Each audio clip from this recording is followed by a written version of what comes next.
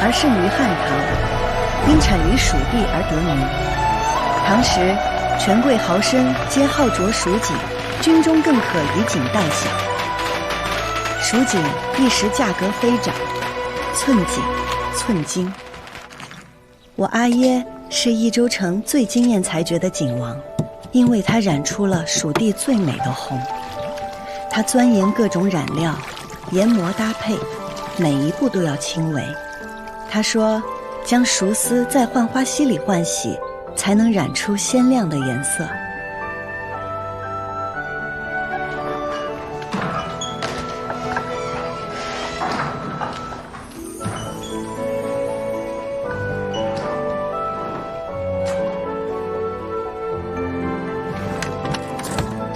那是我见过最美的红丝，张扬热烈，流光溢彩。阿耶叫它蜀红丝，只是蜀红太美，美得怀璧其罪。季归南，你好大胆子，竟敢以次充好，拿赝品充当贡锦。刘警官，当日是你我一同合宴，每口箱子我都亲自验看过，绝无可能有假。如今交与督运官，仅在驿馆放了一夜，变成了赝品，这其中定有蹊跷。大胆！难道是督运官偷了你的贡锦不成？来人！是，给我拿下！慢！你的官职还没有拿人下狱的权利。我要面见4时，自证。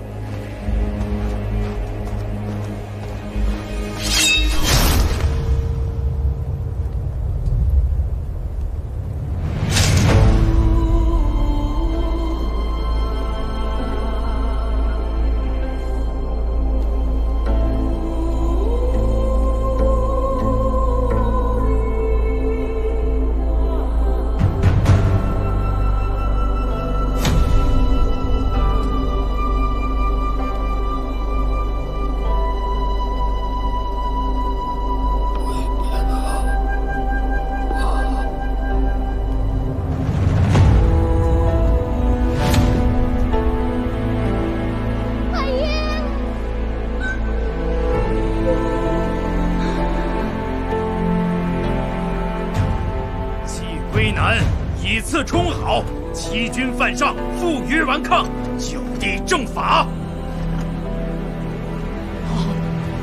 是。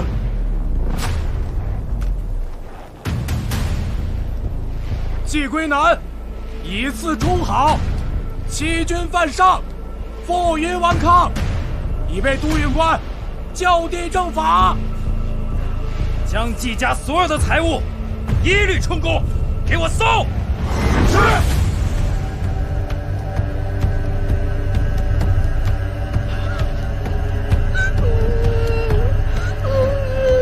兔子是不可能一口咬死老虎的，但只要它不被发现，它就可以一直咬下去。总有一天，它会咬死老虎的。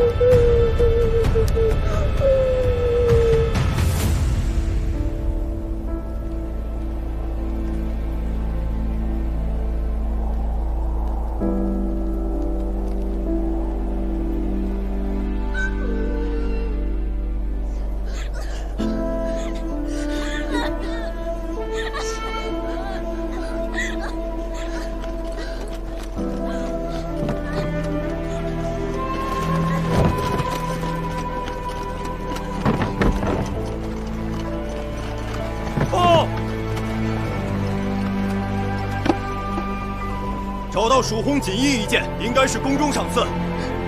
那是我的，沙爷留给我的。放开！快松手！爷爷，快松手！阿爷说过，钱没了可以再吃，人没了就什么都没有了。让你放开！莹莹。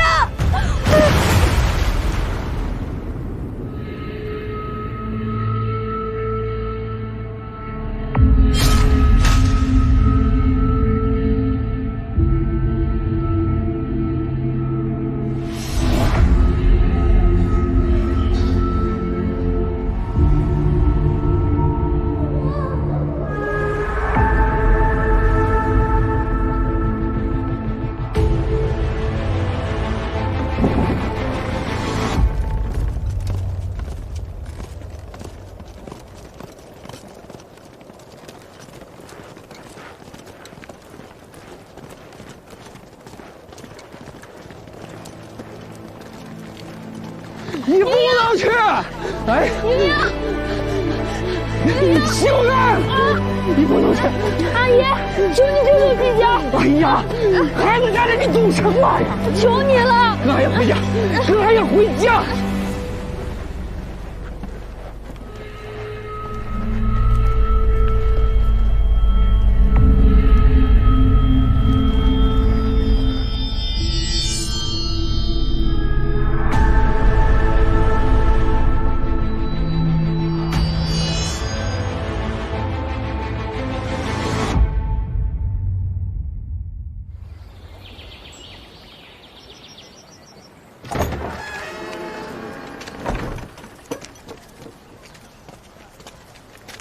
这里虽然有些残破，但是我能找到最好的房子了。赵二郎君有心了，这钱，季家会尽快还给你的。钱什么时候还都来得及的。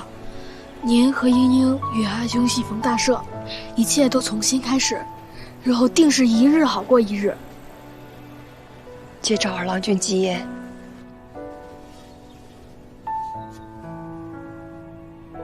夫君，我们回家了。阿爷，你就放心吧，我和阿兄会听俺娘的话的。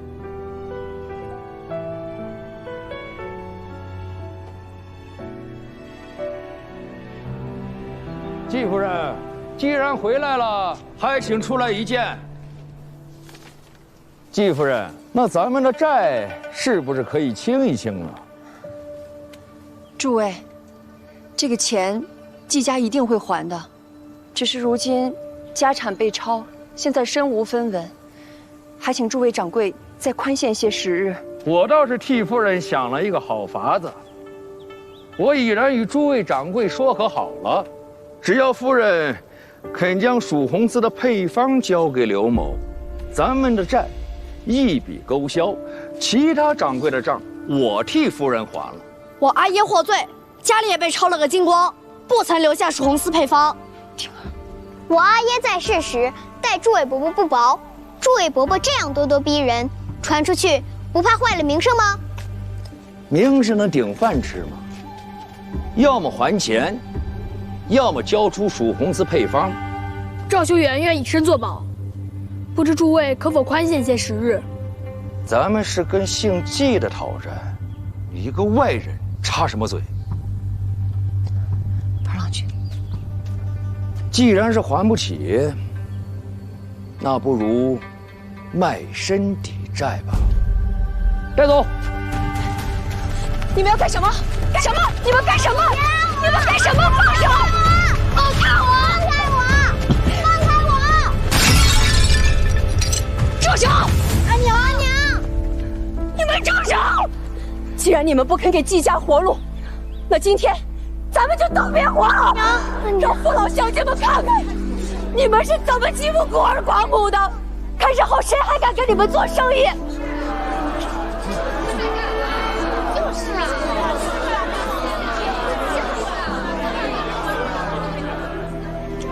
好，今天我就退一步。这笔钱，就算是咱们借给你们的，利息就算5分。从今年开始，每年都得还利。若是晚了1天，哼，别怪我们告上官府，让你们季家以身抵债。走。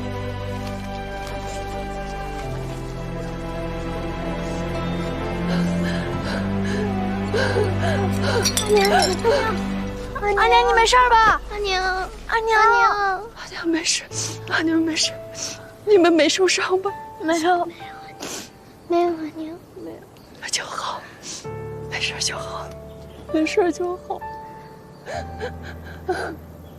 阿娘，我扶你回屋歇息吧。好。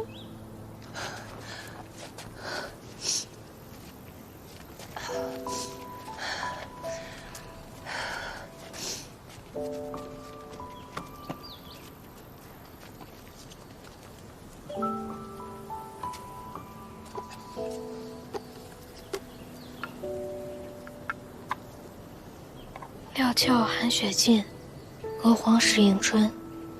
莺莺，愿你尽遣霉运，从新开始。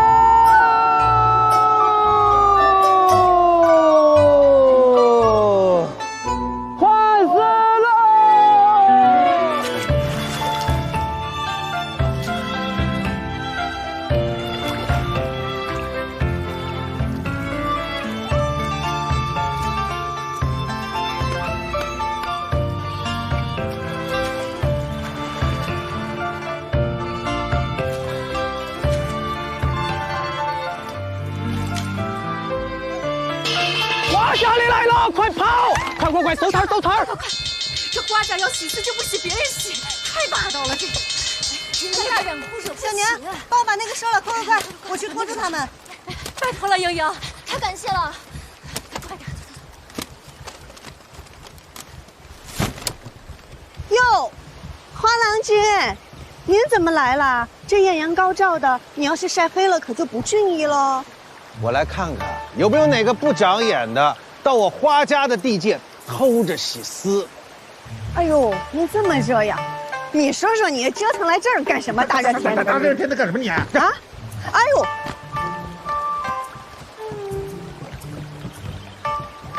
今日我季家交货，花郎君怎么不去看看呀？看什么看啊？这生意上的事儿，都由我英明非凡的夫人都会处理妥当的。也是哈，你们家都是夫人说了算。哎。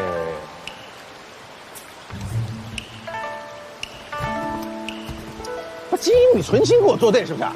怎么了？我去不是给您打伞吗？自然是您到哪边我就到哪边呀。我在哪边，你就在哪边是吧？拿来吧，让开！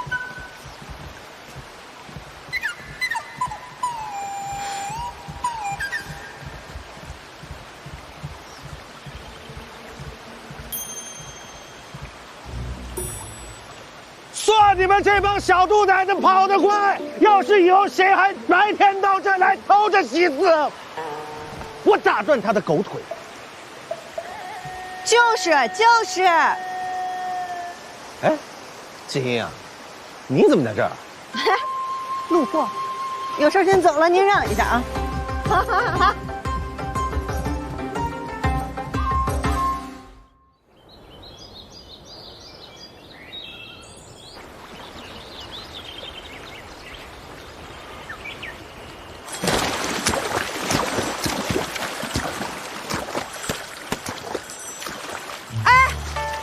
是颜金应马，良驹配美人，春色正好，可有小娘子愿与爷同乘呢？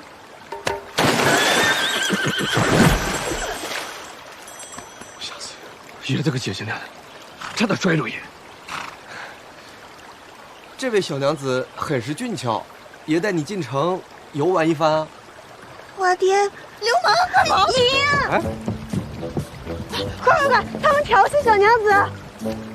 敢来三道堰欺负小娘子，我看你是打老虎脱裤子，又不要脸又不要命啊！就是，你说谁的脸是钉的？你知不知道爷是谁呀？怎么跟爷说话的？爷告诉你，打你就打你，我打你之前还查一下你家家谱啊！打他！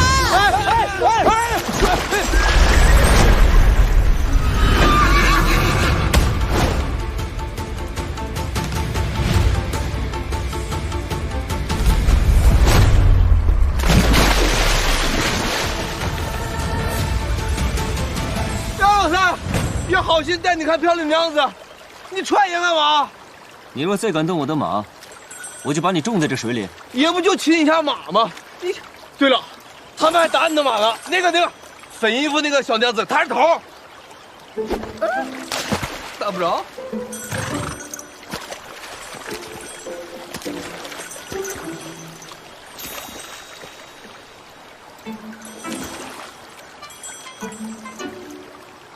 是你的。多谢郎君为我使唤。我若没来得及时，他霍便就死在这儿了。对，是他调戏小娘子在前，我若没及时拦住，他霍便入牢狱了。这么说，他确实该打。不是姚老三，你怎么胳膊肘往外拐呀？可是，你们却打了我的马。对呀，对不住啊，我们打的时候他也没说是你的马呀。你说这马竟不会说人话，他但凡说一句是你的马，我们也不会打他。就是。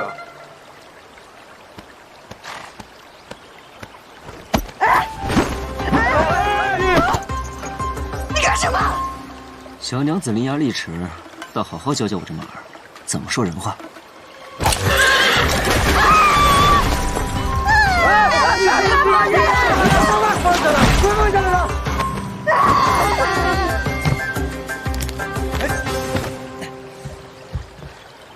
我不会教马说人话，但是我会教人说人话。这人会悬崖勒马，马可不会控制自己。下次打人的时候离马远一点，我不是每次都能来得这么及时。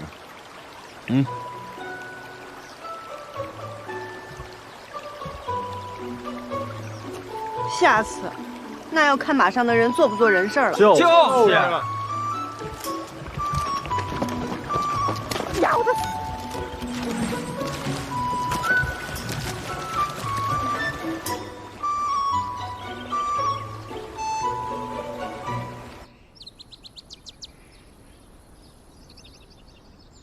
生我所欲也，义我所欲也，二者不可得兼，舍生而取义者也。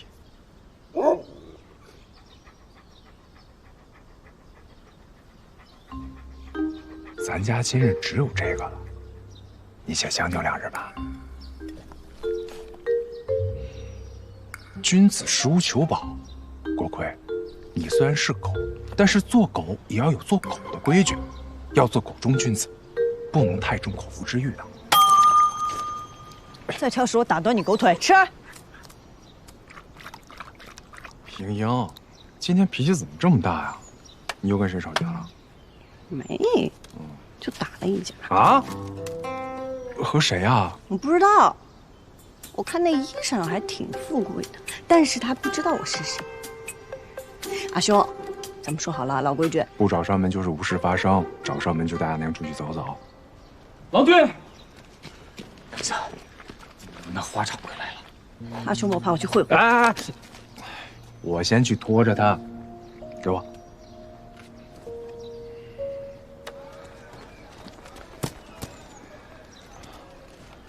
花掌柜，你上次订的丝都在这儿了，点个数吧。颜色也不鲜亮，光泽也暗淡，摸起来也有些毛躁。花掌柜，你再仔细瞧瞧，这可是剑南道最好的桑蚕丝，纤度均匀，光泽柔和，颜色要比市面上鲜亮许多啊。季大郎君，我与你说实话吧，如今营生不景气，益州城几个织锦大户又一直在压价，再这么下去，怕是我都没有钱收你们的丝了。人无信不立，我们既然立了契，就该按规矩办事。这是你季郎君的规矩，我的规矩，若要卖，就按5折算，不卖就算了。这单我按原价赔给你们，但日后你们季家就别来我这儿分订单了。华掌柜，家中情况你也知道，每年还要还你利息，我阿娘又病着，这吃药也是一笔不小的开销啊。要不这样吧，如你家急需用钱，我借你20贯。我们本就欠着你的债，若是再借，这何年何月才能还得上啊？阿兄，花掌柜与你开玩笑呢，他不会再借钱给我们了。花掌柜，为何不会？阿兄细想，咱家本就欠着花家50贯，若再借20贯，即便只算3分利，这利滚利的比咱家1年的利润都多。这要是还不上，我们全家都得卖身花家为奴。但是，花掌柜宅心仁厚，人美心善，他定不会让咱们卖身的，自然就不会借钱给咱啦，对不对，花掌柜？那好，既然季家不缺钱，这单就按4折算吧。花掌柜，好啊，那就请花掌柜重新拟定订单，里面请。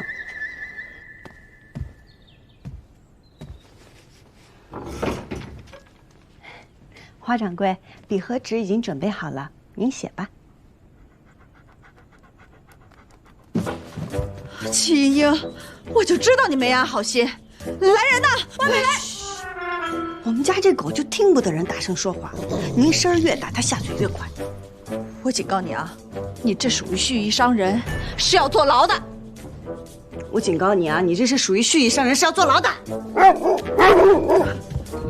他说牢里的饭比家里的好吃，你个狗东西！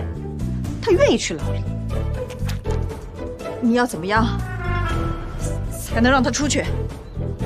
您知道啊？5折。陶渊明说得好，不为5折者有，那是5斗米。你读过书吗？6折，最多只能6折。他说6折还不够他买肉吃，他还是想去牢里。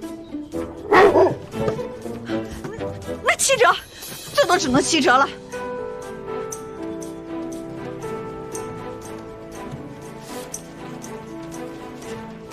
怎么说呢？成交，劳您画押。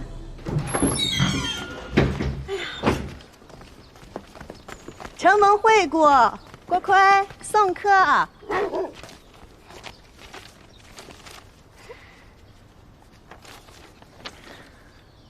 艳阳，我知道花掌柜是为了让咱们家利滚利，一辈子给他当奴隶使。可你今日如此对他，若是来日他不说咱们家私了，可如何是好啊？咱家私染的好，便是7折他也不亏。他生气归生气，但他是个商人，利益是第一位的。可阿爷说过，以德服人，生意才能长久。阿爷也说过，只与讲道理的人讲道理。阿兄，咱们不是说好了吗？死的归你管，活的归我管。好。哎，戚夫人，听闻您女儿今日在浣花溪派与人打起来了。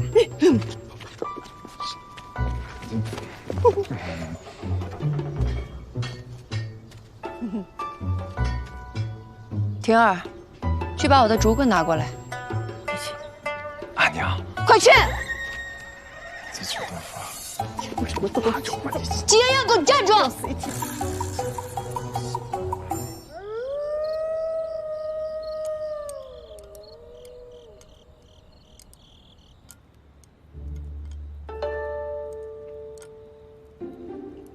阿娘，他又不是哑巴，不需要你替他辩解。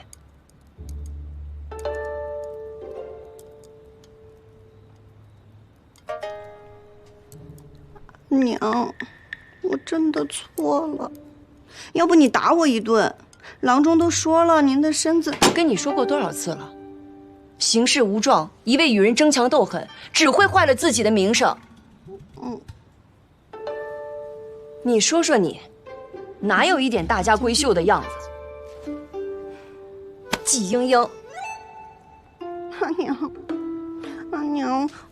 我饿了，我肚子都叫了，我饿死了。我也知道错了，您就饶了我吧。行了，赶紧坐那儿吃吧。叫就知道阿娘最疼我了。嘿嘿。哇！我在想哈，这个花掌柜从8年前便开始收集我们的欠条，直到今日成为我们唯一的债主。我觉得他竟是另有所图。你还没完没了了是不是？这些事儿就让你阿兄去操心就好了。如今你已经长大了，不能再跟以前一样。更何况你和赵家的二郎君还有婚约在。这些年赵二郎君对我们家不薄，你不能让人家为难。阿兄都还没成婚，我不急。长者赐，不可辞。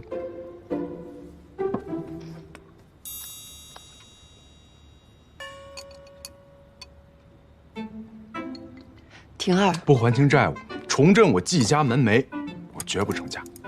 有志气。哎，右折进，不可辞。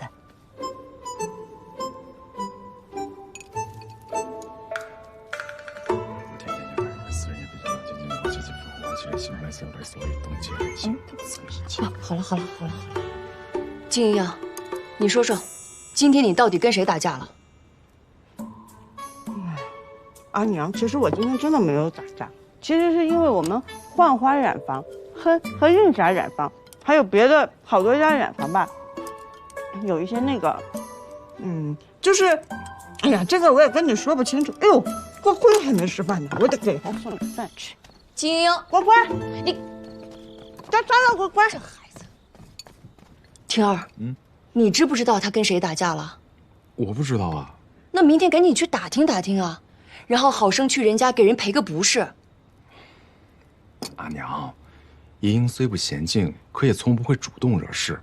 我看这件事还是对错又有何相干？他不明白，难道你还不明白吗？明白。天理昭昭，我早就不奢求了，我只盼着你们兄妹俩能够一生平安顺遂。知道了，阿娘，别气了。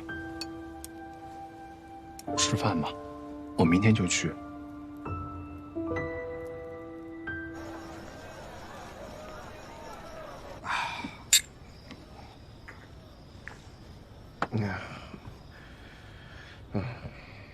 但是杨老三，有一件事儿，爷对不起你。你说你好不容易给爷交代个任务，让爷照看你的师傅，还让爷照看没了。这益州城就废警官，连着死了3个了。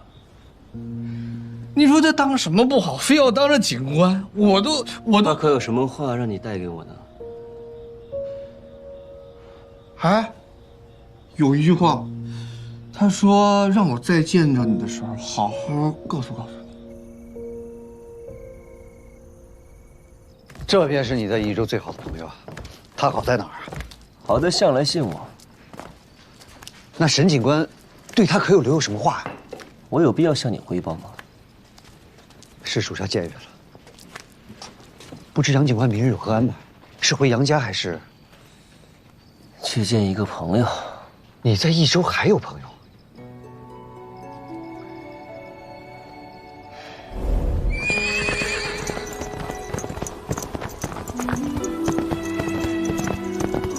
送信的人只是说官兵围住了你家，或许有什么误会。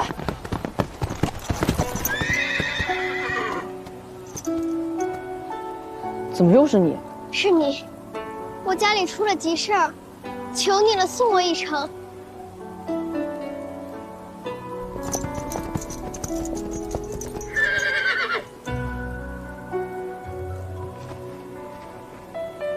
若是我家能逃过此劫，我定去交你这个朋友。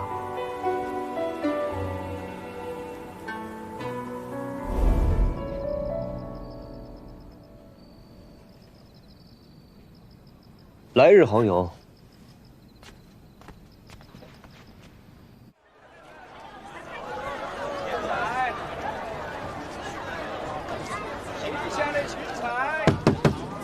叫金毅出来！金毅出来！娘子，金毅，我知道你在家。这可怎么办呀？难怪昨日夫人差我去问你与谁打的架，谁也不晓得。原来不是三道堰的，是益州府的国舅。这怎么办呀？偏说夫人和郎君这会儿也不在，出去采买去了。桂叔别怕，我在家呢。娘子，你找什么呢？找个趁手的家伙。开门，开门！爷都要死了呀！哎呀，这一大早这么热闹呀！哟，哎呀，原来是国舅爷大驾光临啊！哼，这都害怕了吧？我告诉你，你乖乖跪下给爷磕头认错，爷就大人不计小人过，放你一马。哎呀，感谢您，大人不计小人过，大人有大量。可是我这前看右看，左看下看的，也没看到您的伤口啊。你看我这腿、这头、这胳膊这全都折了。哎，娘子，我爷用力了吗？不知道啊。哎，桂叔，我出血了，破了，我破了！国舅爷，我家娘子可是诚心认错，你这样未免太过分了吧你？你少诬陷人，他分明是自己磕的。我一个未出嫁的小娘子，我如此爱惜自己的容颜，我怎么可能自己毁自己？你少血口喷人！我告诉你，国舅爷没事啊，你怎么比爷还无赖啊？啊！你信不信爷给你抓去了？我头上这个伤明明白白，大家伙都看见了，是不是？是，都看着了。国舅爷身上的伤经得起仵作宴看吗？您要是想去州府衙门，那咱们就去州府衙门。我听说桑长史向来善恶分明，等他回来了，定会给出一个公道。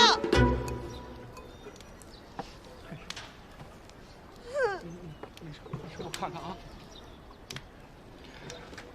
果然是他。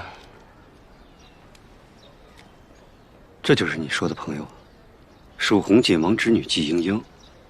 你是真认识，还是为了安他？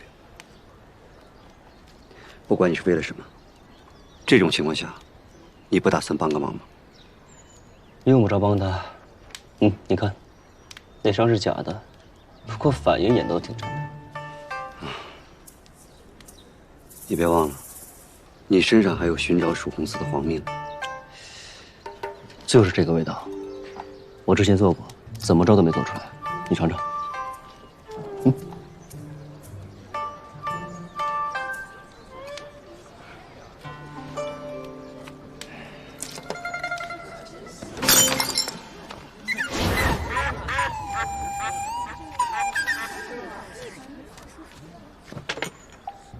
属下这是在给您制造契机。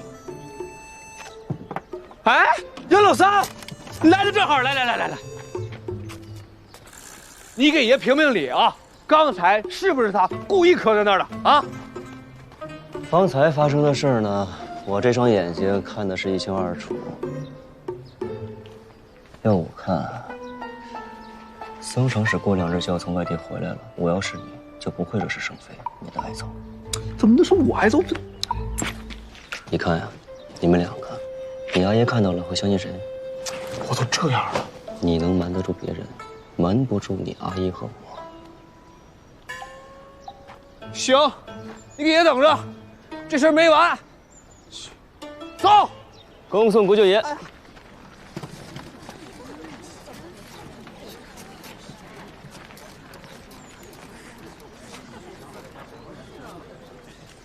诸位，这人都走了，还嫌热闹没看够啊？要不我把国舅爷叫到你们家门口去看热闹啊？啊！走，回家，桂叔。大叔，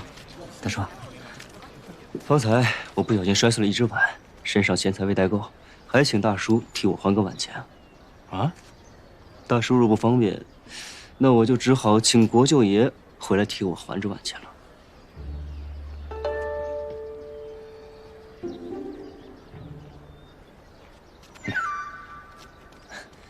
多谢，多谢。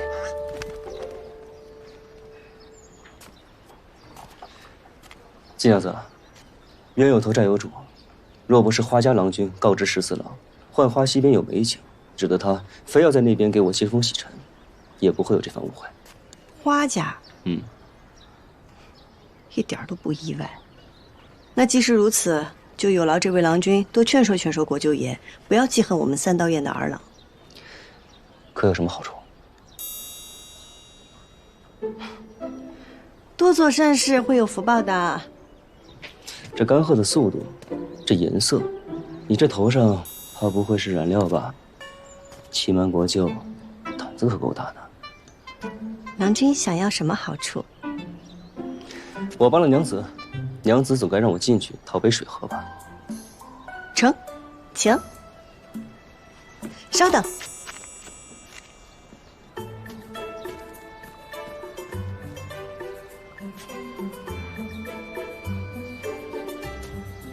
郎君，水来了。就在这儿喝。季家规矩，进了门先饮水。好。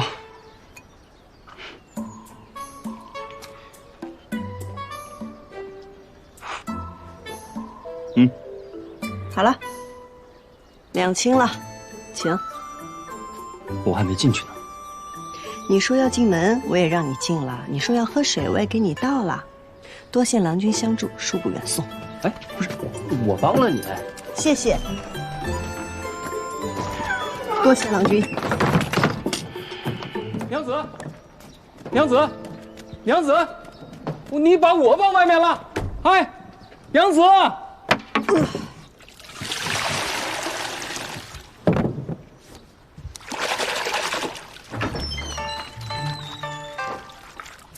阿娘，你慢点。站住！阿娘，我没有打架，这次我真没打架。丽阳，你受伤了？啊，没有，假的，我一点伤都没受。假的？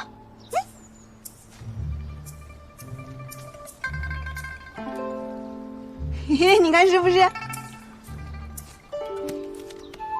怎么，假的我就不骂你了？可是我只有这样才能骗过他们呀，他们都以为这是真的。阿娘，今日桑14登门都是花掌柜挑唆，即便是桑14肯罢休，花掌柜他们也不会。阿兄，咱们一定要想个法子对付他。季莺莺，你就不能忍一忍吗？就非要由着自己的性子跟别人对着干是吧？那花掌柜自是欺行霸市，为人不耻，可他为什么全人只盯着咱们季家祸害？阿娘觉得是因为我不肯低头，他们才不放过我们家。阿娘觉得是我错了。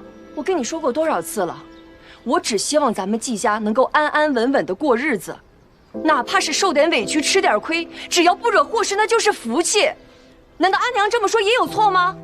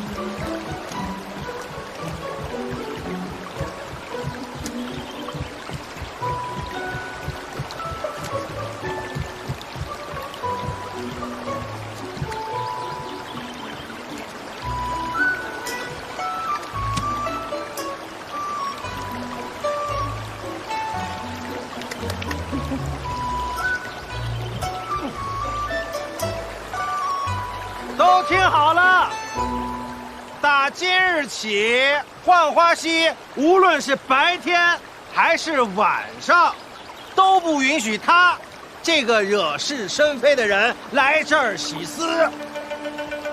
花郎君，众所周知，蜀锦染丝唯有在浣花溪中漂洗过，才能色艳有光。才能称得上真正的蜀锦。浣花溪就是染户的命。我不知道是哪里得罪了您，您要这样毁了我的生路。哎，你没得罪我，你得罪的是国舅爷。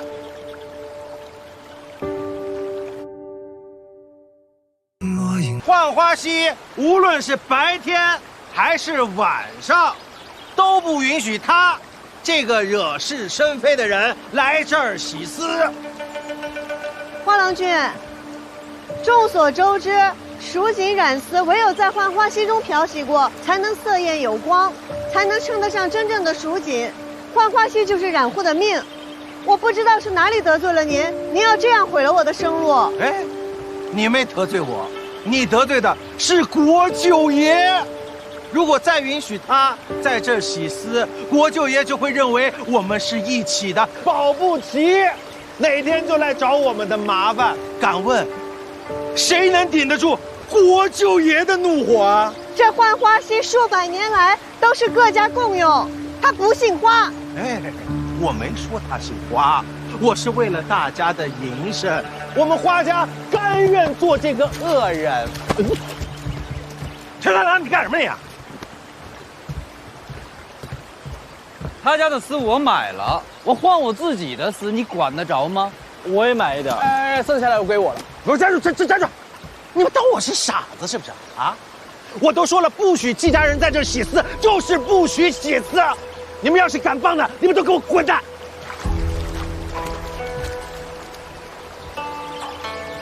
踹死你！好了，哎呦，不让你们洗丝，定是花想荣自作主张。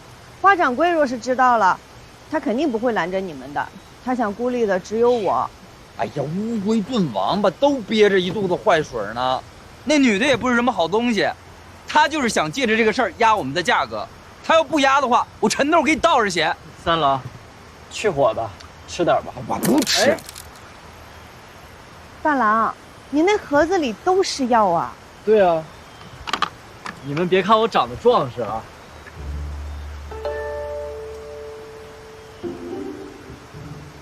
我的意思是，其实我从小身体就不好。我阿娘说了，药一定要常备，以备不时之需。这瓶是舒心活血的，这一瓶是护肝养胃的，这一瓶是安神养胎的。养胎啊？哎，你阿娘对你要求好高哦。不是，药不分男女，都是有用的。你们都吃点。我要养胎的爪子。三郎吃点药吧。哎呀，我吃什么吃啊？我想吃他的脑壳，我想啃他一个金光灿烂，啃他一个四脚朝天，啃他一个七荤八素。此事是因我而起，是我连累了大家。哎呀，你这说的又是什么话呀？那每一次都是你拖着花想荣，咱也不是没有良心的人啊。哦，便是再有一次，咱也不能看着你们受欺负。就是。各位儿郎如此有血性，可敢一搏？怎么搏？你们知道花家为什么敢这么欺负我们吗？哎，因为我们是小染坊噻，势单力薄。花家又是城里边最大的染户，他吃肉我们就只能跟他喝点汤。你说我们哪一个不需要靠花家牙缝里露出了一丁点订单过活哎？那花家为什么又要将订单分于我们呢？因为我们的工价便宜啊，比他自己在招工扩大染坊那要划算多了，而且他已经习惯压我们的价了。不仅如此，你们看啊，花家的靛青丝多半是朱小娘家染的，她在我家常订的是各种绿丝和蓝丝，而分于你陈家的订单多是石样锦和凝叶紫，你家是红蜘蛛，你家是松花与沧浪。我们各家染坊虽小，但是各有特色，许多颜色比花家染坊染的都好，只是我们的丝都是经花家出手，外面的人只知道花家染坊，不知道我们这些小染户罢了。所以呢？所以，如果我们各家联合在一起，那就等于是一个大染坊呀。那我们就可以有接大订单的资金和人手。日后我们再把名声打出去，那我们就不愁接不着订单了。有了订单，我们就有了底气，有了底气，我们还怕没地方洗丝吗？不是你这话说的容易啊，打出名气也不是一件简单的事儿啊。就是，那些大染妇哪家背后没有人呐？就是，你就说咱们无权无势，怎么跟人家斗？就是，而且我们站起来了也会被打趴下的。就是啊！哎呀，事在人为嘛，你不试一试怎么知道不成啊？哎，风筝，哪个傻子现在还有心情放风筝啊？哼！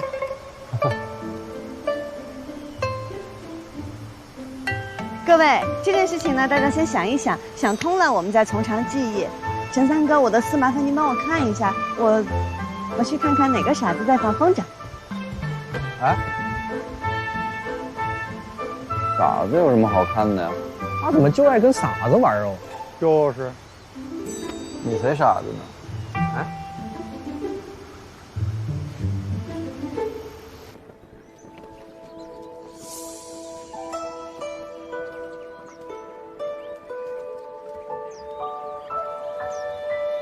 张二哥哥，你今日怎么有空出来啊？你的景治得如何啦？别以为给我点甜的便能糊弄过去。你跟14郎的事儿我都听说了，我还特意给你拿了药。这么看下来，你也没受伤啊。我就说嘛，那你跟别人冲突，一般受伤的都是别人才对。谁说我没受伤？伤在里头，你得凑近了瞧瞧。哪里啊？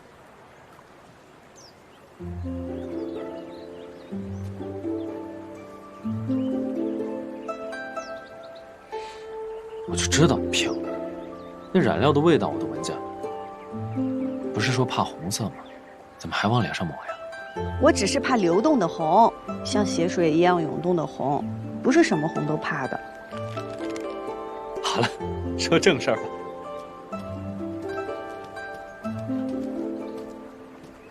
我呀，打听了一下桑14郎，他的姐姐是宫中正得宠的妃子，他的阿耶暂代警官一职，其他儿女都事业有成，唯有他不学无术，游手好闲。那他平日里都好做些什么？他干什么都学艺不精，但我有一样，很是强项。什么？叶子牌。叶子牌？这生的都给人往上端呐！掌柜的，你要是再不出来的话，老子非得怎样？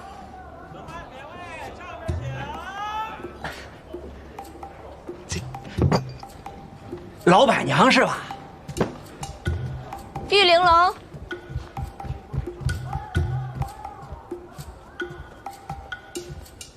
哎，你干什么呀？给你换盘熟的。今天必须得给我个说法，至少得赔钱吧？嘿嘿，这不赔钱也行，至少你得陪我喝一杯吧？啊？可以。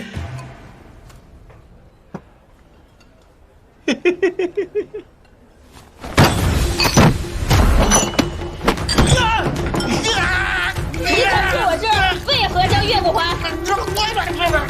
酒色同香，酒客月落，家不还；概不赊账，当月不还，家难还。能吃就吃，不吃就滚！你们这是黑店，你给我们吃这些臭鱼烂虾，要吃死人的，你知道吗？我在衙门告你去吧！昔日王相出任西川节度使时，曾于酒馆用饭，亲口大赞这愉快。花落金缕明玉镜，不逊风月过江南。王相大家称赞的，客官却不屑一顾，说这不是人吃的东西。如此诋毁王相，也不知道到了衙门，那板子会先打谁。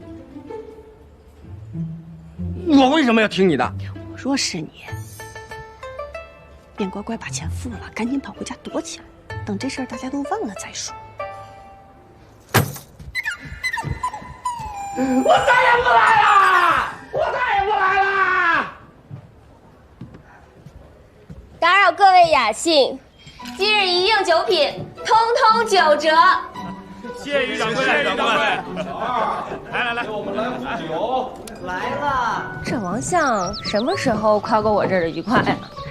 我瞎说的，反正他们平日里也见不着王相，就算是见到了，他们也只会问功名，谁会问这等小事？找我有事儿？你听说我跟桑十四郎的事儿了吗？英名远播，既享娘子不畏强权，勇斗恶霸国舅爷。想不想一起英名远播？地盘借我2天，再借我点钱呗。借钱？你看我这店冷清的，一天到晚没几个客人，我哪有什么闲钱借你？你就先借我，我保你接下来店里坐满客人，日进斗金。你是有法子对付花家，还是对付桑十四郎？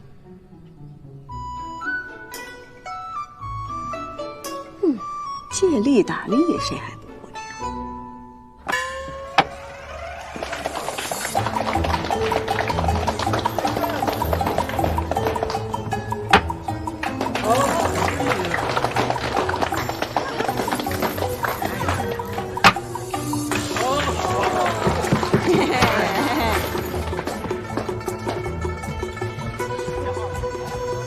哎呀，承让啊！祖王高祭，自愧不如。承让。还有谁要一起玩的吗？是你，你就是赌王啊！来，跟爷赌一把。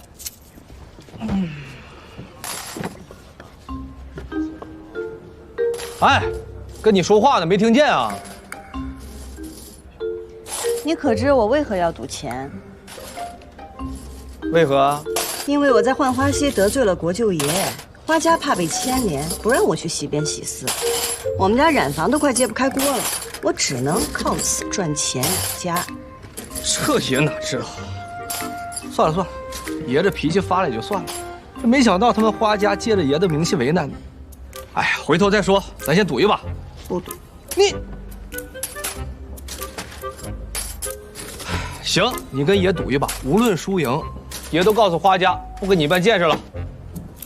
当真？爷说话算数。来，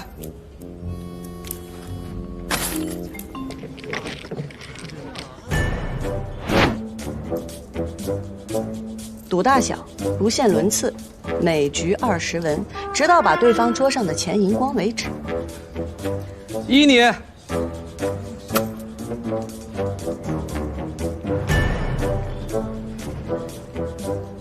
7万贯，8万。哇！哎呀！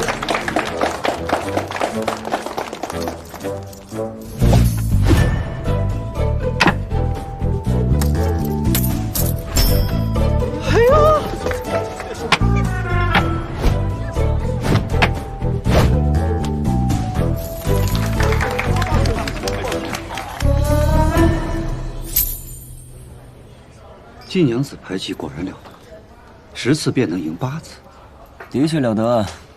想赢便赢，想输便输。什么意思？什么意思？吃点东西再喝，免得伤身。看你这衣裳，不靠杨家，也没挨饿。多年未归。没想到第一个认出我的人，竟是阿姐。一日3餐，一日千里，走马江湖，自在快活。来，阿姐，有劳阿姐挂念。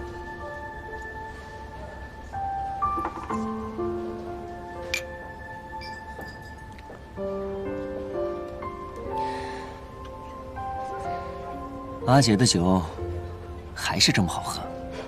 少叫我阿姐，显老。行。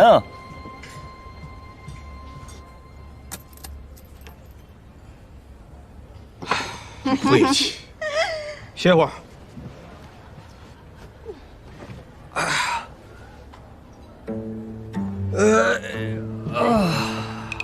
舅爷，我都认输了，你就让我回家吧。那不行，爷还没玩够呢。来，再战300回合。兔崽子！这个兔崽子！老子刚回来，你跟我惹事！你还抢夺民女，趁热赌钱！给我站住！站住！哎呦，别打了，别打了！你给我下来！我不下，我下去你肯定打我！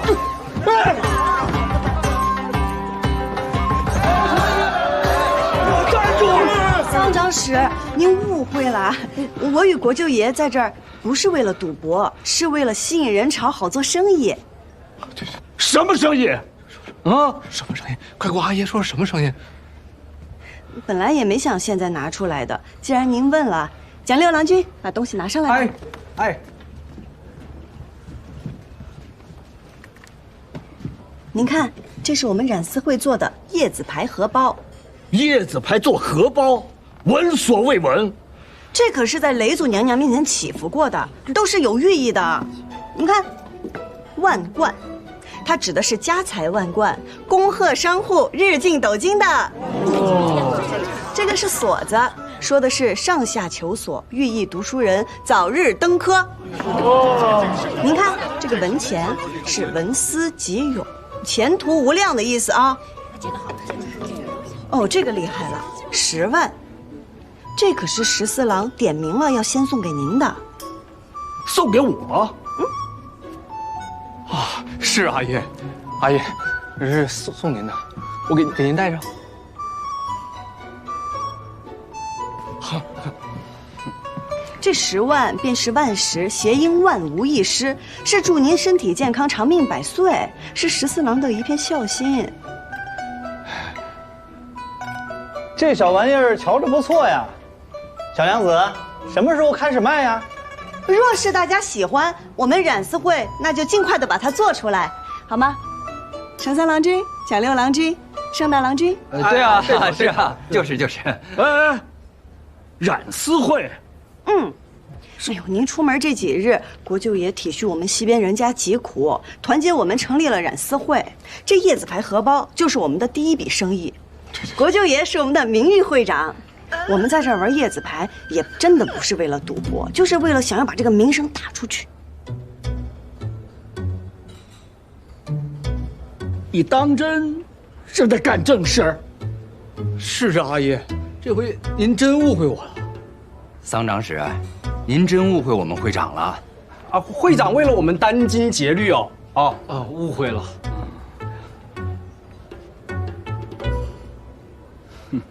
有点意思，别欺负人，也别让人给欺负了。阿爷慢走，慢走。哎，诸位客官，若是喜欢我们染丝会做的这个叶子牌荷包，现在便可以下订单，前50人半价。桑长史身上那款工艺复杂，可能现在没有这么多，只有30只，先到先得。我来。我跟你说，想要的话到我这儿来签单啊！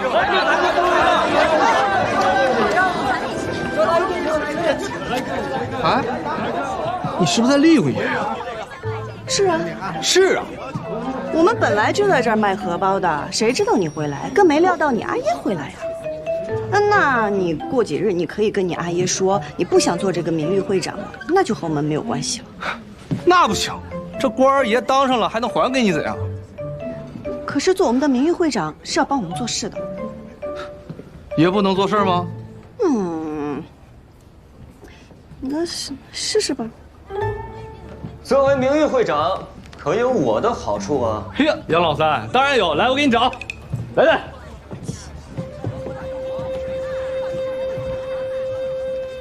我想与季娘子赌上一场，谁若输了，便应对方一个条件。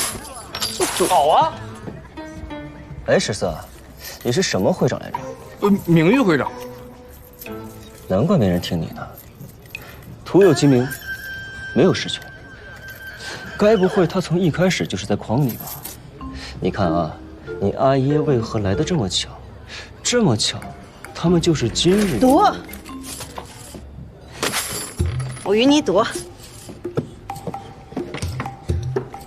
纪娘子，不如我们换一种玩法，一人3张，一起赌，这样快些。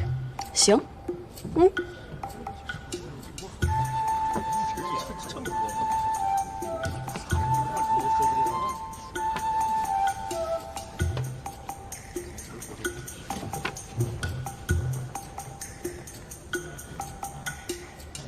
纪娘子，请吧。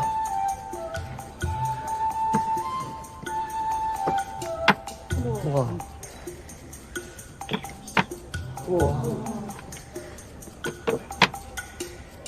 哟，这不小了。输定了，杨老三这一锁，怎么比得过人2个万贯？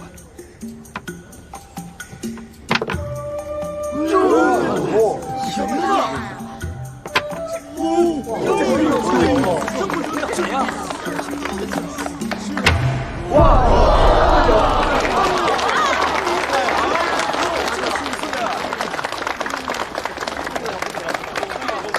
纪娘子，我这牌可有问题？杨三郎君技高一筹啊，我认输。有什么要求尽管提吧。我想到纪娘子家中好好拜访。你怎么老是想去我家？这件事情能如此顺利，还多亏了你们。我们。哎，听说没有？那不对呀，益州得6只。来了个新的叶子牌主王，百战百胜，从来没有败过，打遍益州无敌手的国舅爷。我看跟他一比，简直是小巫见大巫，那肯定的呀！现在，立刻，马上到去见他。桑张氏，国舅爷非逼着人跟他赌钱，不尽兴就不能离席，您可得主持公道呀！我去看看。做叶子牌荷包啊！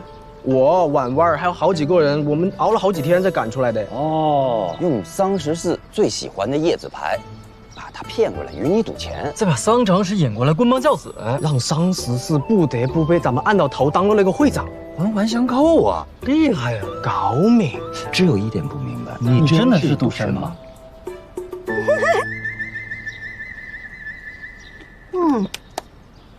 扒锁子。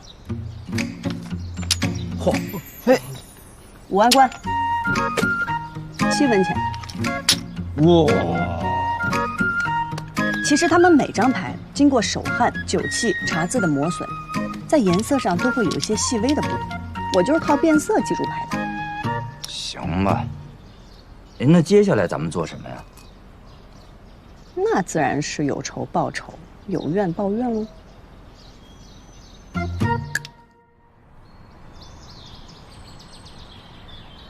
这个月只是灯油钱就这么多啊，这可不行。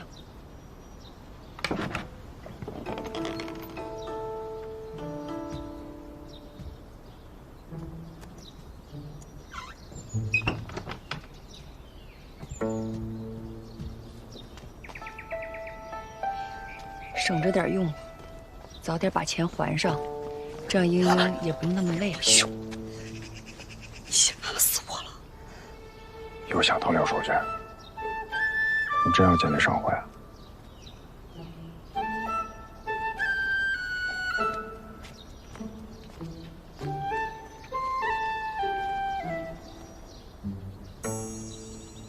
阿兄，这些年我一直在等一个时机。这次桑14的事是我闯祸在先，但是是危机也是机会啊。我如何不晓得这次得罪了花掌柜，日后他必会报复。但即便我们不惹他，他就不算计我们了吗？都说花家背后的势力深不可测，我不晓得他们背后的人是谁，我也不晓得他们有何图谋。但是做生意就像赌叶子牌，你若猜不到对方的底牌是什么，那只能让自己的底牌变得更强。所以，阿兄，求求。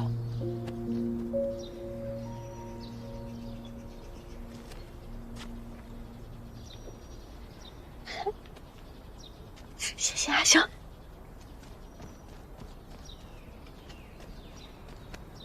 这几日你多囤一些染料和丝线，除了花家以外的订单，哪怕赚的少一些、量少一些，也尽量接下来。又要干什么呀？以防万一而已。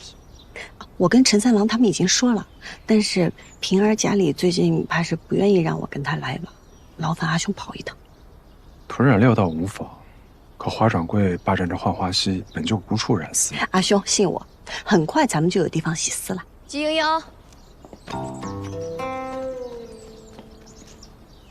阿娘。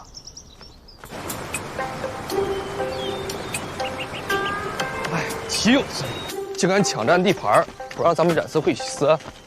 那是之前，这不是您来了吗？我看他们谁敢。放心，只要有爷在，爷罩着你们，看哪个敢找就麻烦。自然自然。来了！金人他们过来了。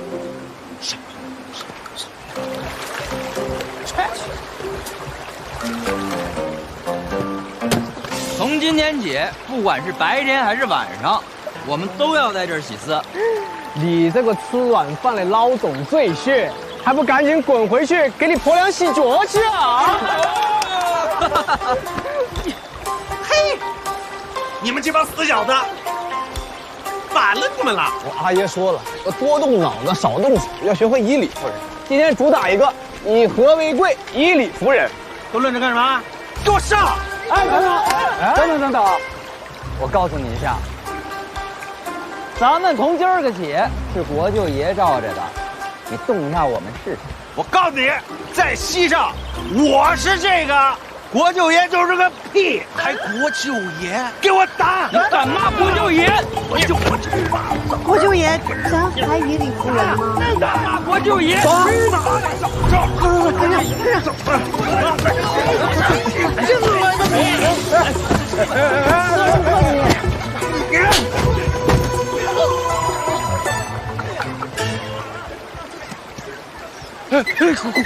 国舅爷，我称不上圣洁国舅爷啊！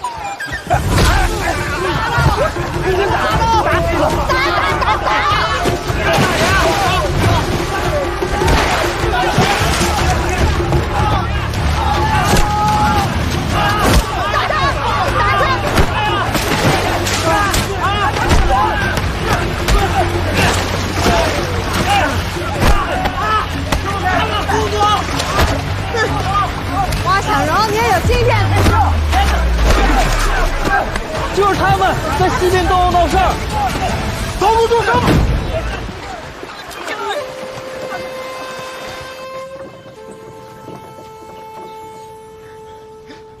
你给人看看坏没坏？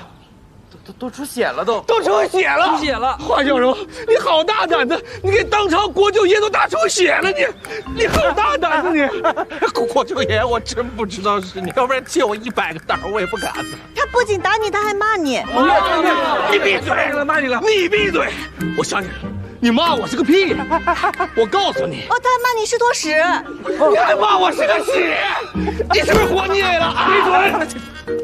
阿姨，你给我闭嘴！不是他打出血了都。跪下！我叫你跪下！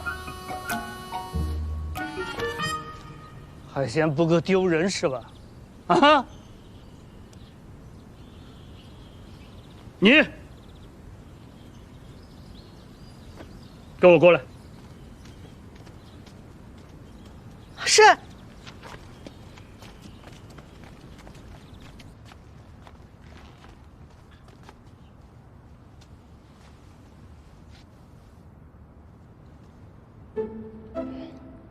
您是知道的，只有在浣花溪洗出来的丝织成的蜀锦，才能色泽艳丽，历久弥新，才是真正的蜀锦。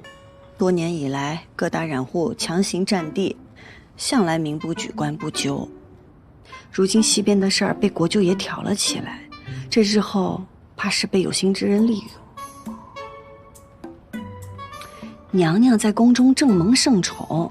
那些嫉妒之人，若是在宫中找不着法子，定会从宫外下手。若圣上听闻娘娘的家人因为娘娘得宠而嚣张跋扈、寻衅滋事，那会如何看待娘娘？有心之人，不就在老夫面前吗？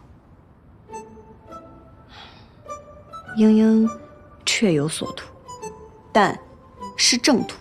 您可知是谁把国舅爷引到西边纵马的？看来您是知道了。你有何不同？我能教14郎君改邪归正，做一个顶天立地的好儿郎。就凭你，你有什么办法？想来我季家如今是何光景，英英是何为人，长史上次一见之后，想必已经调查清楚了吧？浣花溪辣娘子，本官就是看在你还有几分担当。说吧，你想怎样？这事儿是因为在浣花溪抢地盘引起的，牵扯蜀锦便格外敏感。可若这浣花溪本就属于大家，不允占地，那14郎君只不过就是去西边玩，打了个架罢了。你是说，只求长史能立新规，道明浣花溪各家共用，不允占地洗私。你觉得我立了，他们便会听吗？哪家在西边染丝占地的大户背后没有人呢？您立了是您的态度，他们不听是他们藐视律法。我立了，就代表你背后也有人了，他们至少可以不再敢赶你，对吧？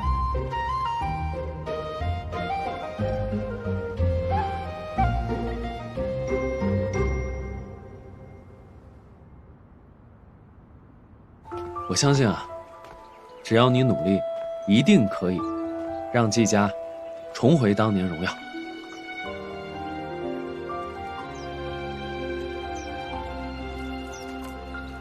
这是我自己绣的，送给你。啊？怎么，你不要？你嫌我绣的丑？我表现的这么明显吗？赵修元，给我，给我。不给。我的意思是说，我怕我做不到腰缠万贯。你知道我为什么要送你这个吗？因为你不缺文钱，你本就文思泉涌，前途无量。你也不缺锁子，不缺10万，因为你本就上下求索，万无一失。钱是没有了，送你幅画吧。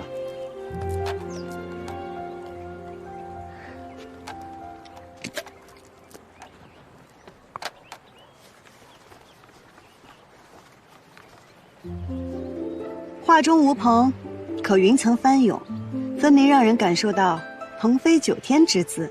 画中女子独立船头，以窈窕中自成风流。谁说女子不能长风破浪，不能意气风发？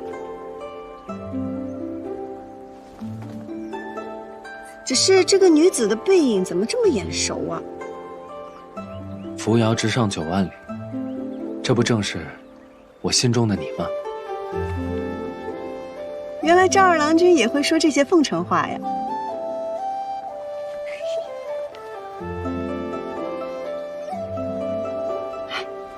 我们将这画织成锦吧。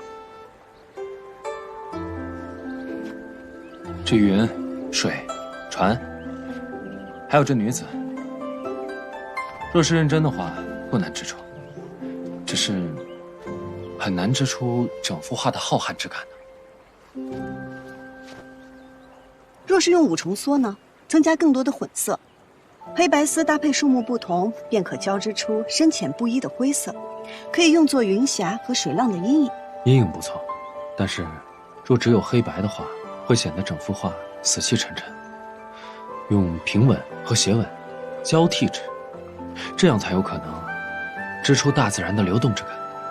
用主色数目增减来过渡色彩流动，用平斜断为基础，织出凹凸之感，再用不同的色彩凸显明暗变化。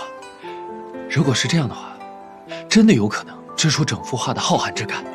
好，那我现在就回去调丝配色，我绣出来先试试。哎，你不是还有重要的事要做吗？那件事现在便只剩等啦。再说了，这也是很重要的事啊。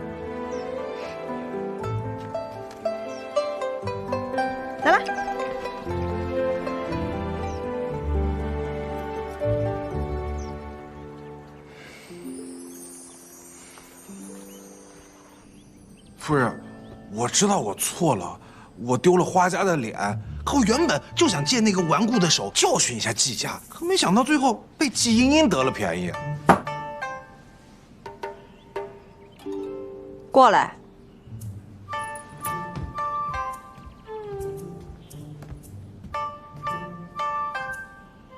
坐下。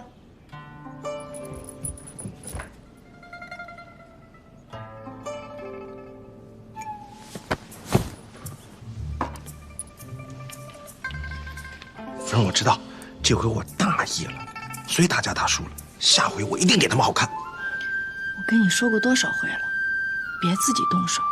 就你这身板，打得过就打，打不过就跑。轻点，夫人。夫人，别生气了，我一定听你的。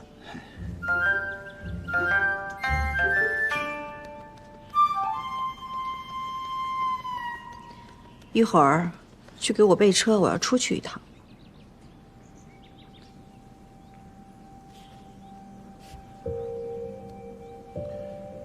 夫人是要去见主人吗？现在还用不着主人自己出手，随便弄出些动静来，让桑长史冷静冷静。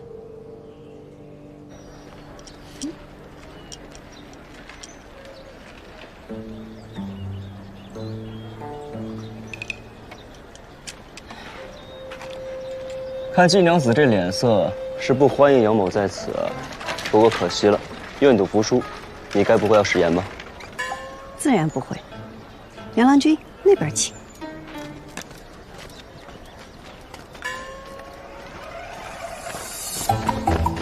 接过。你跑哪儿？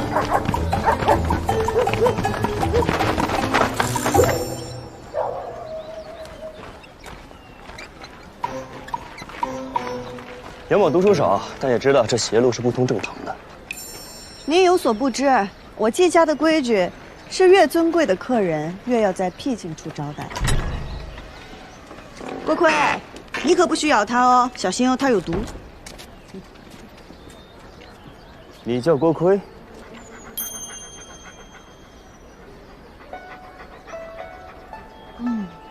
果然，狗也怕恶人。英英，阿兄，这位是在下杨三郎，是季娘子尊贵的客人。萍水相逢。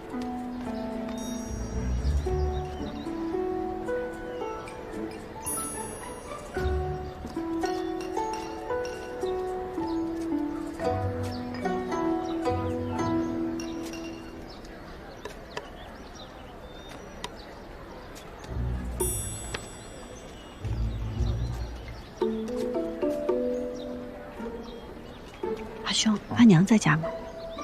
我一直在屋内支机，不怎么去过前了。不过按照往日而言，阿娘此刻应该是出去才美。太好了。阿兄，给这杨三郎君倒碗水吧，他就喜欢喝咱们家的水。哦，好。哎，不急不急，杨某此番前来，并非是要讨水喝，而是为了拜访一位故人。故人？哪位故人？杨某记得季国父当年斗锦夺魁，以一幅蜀红锦博得满场喝彩，我也被其风姿折服。数年过去，辗转反侧，仍是难以忘怀。可谁能想到呢？如今却早已是物是人非。杨三郎君不只是为了来叙旧的吧？季兄跟着季国父多年，耳濡目染，定是得了几分真传吧。不怕杨三郎君见笑，季某与冉司一道天分平平，不如我们家英英。家里的丝大都是英英染的。这染好的丝，就都晾在这儿了？还有一些晾在前院。阿兄，你还是去倒水吧。哦，好。哎，不忙。杨某是头一回到锦户来拜访，季娘子不妨带我到处转转，也好好好欣赏一番。我家世简陋，没有什么可观赏的。家世虽简，但也别有一番趣味。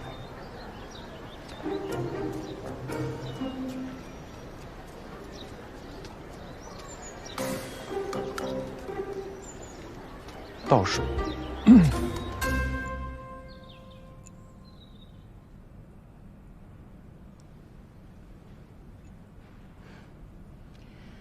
夫人光临寒舍，实乃我季家的荣幸。小女和赵二郎君自幼相。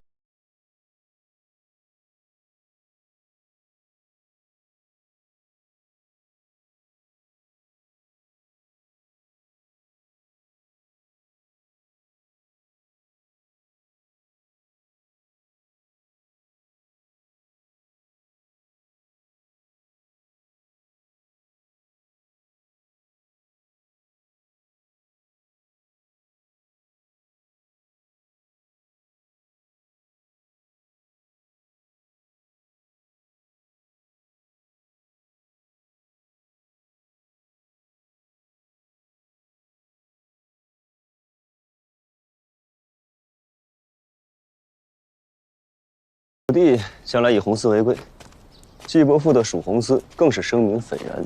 季娘子染了这么多丝，怎么偏偏不染红啊？我想染什么就染什么，杨郎君是不是管得太宽了？那边就是大门了，请。哟，今日来府上做客的人还真不少啊。怎么是他呀？我也不知啊，英英。 还不过来跟赵家伯母问好？哎，伯母好。虽说季家不是什么高门大户，也没有自家女儿天天往外跑的道理。整日在外抛头露面不算，还把外男往家里带，传扬出去，损了小娘子的清誉事小，你季家的名声还要不要了？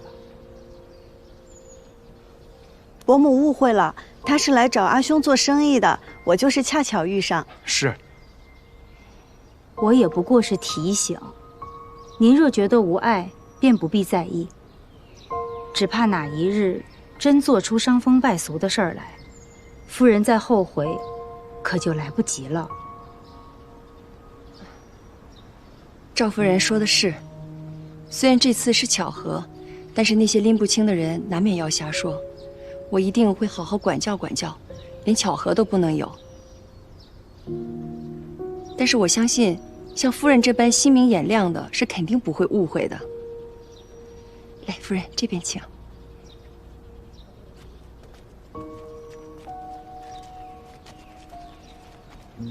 原来季娘子也会有温顺乖巧的时候啊。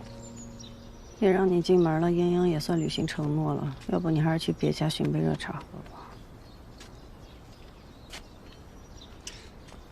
季夫人，晚辈告退。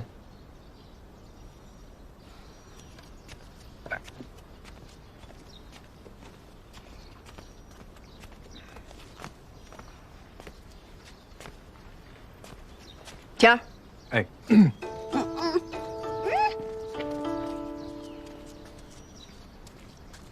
站住！阿娘，我错了。阿娘，你别过来！阿娘，给我过来！季英英，季英英，季英英，你别跑！你给我过来！那个外男谁啊？阿娘，那是杨三郎君，他是来跟咱们家做生意的。做生意的，真的吗？你们是不是以为我不管事儿了就能骗我呀？就刚才他那身衣裳，一看就不是寻常人家，轮得到跟咱们家做生意吗？他是来打探蜀红丝的。蜀红丝？又是蜀红丝。都这么多年过去了，这些人还不消停。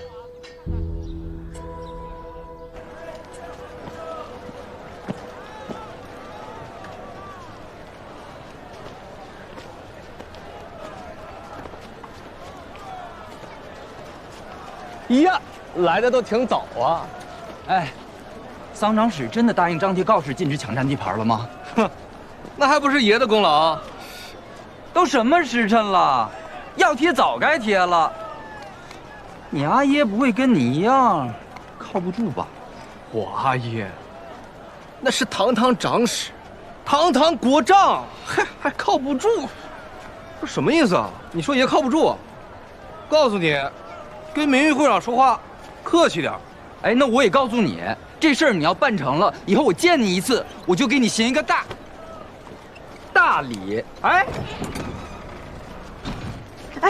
阿姨，哎，张使，快把告示贴出来给他们看看。你在这添什么乱啊？你给我回去！桑长史，如今浣花西边纷乱不止，您可有决断？这个事现在不归我管了。啊？不归您管了？说来也巧啊，我只是暂代警官一职，新警官的调令早就送来了，可都1个多月了，他迟迟不来，不知道他是不是不敢来呀？你们都知道，上一任沈警官来了没2年，突然就病死了，上任张警官坠马死了，再上任桑长史。我们这些小私户全靠这营生糊口，事关重大，那不知现在这个事情是归谁管辖呢？对呀，阿姨，你说重点，说重点，给我闭嘴！昨天呢，是新警官上任限期的最后一天，都以为他不来了，可谁想到，快散班的时候，新警官带着告申来上任了，我自然就退任。从此以后，长史是长史，警官是警官。这事务啊，你们得找他。早不上任，晚不上任，偏偏昨个上任。对啊，也不知这新警官为人如何。你们见了就知道。啊，什么新警官？谁？我看看谁？啊！我看看谁？给我动手！开门！出来！来，我看看。哎，闭嘴！哎呀，动手！放心，我有办法啊！哎，行了。哎，桑长史。您态度骤变，怕不只是因为新警官吧？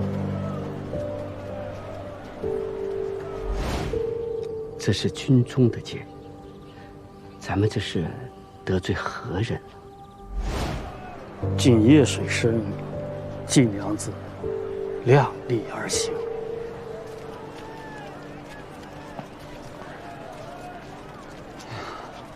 英英，这可怎么办呢？我们都听你的。为了避免被花掌柜赶尽杀绝，都想了法子接了别家的订单。这要是洗不了丝，按时交不了货，也不知道要赔多少钱。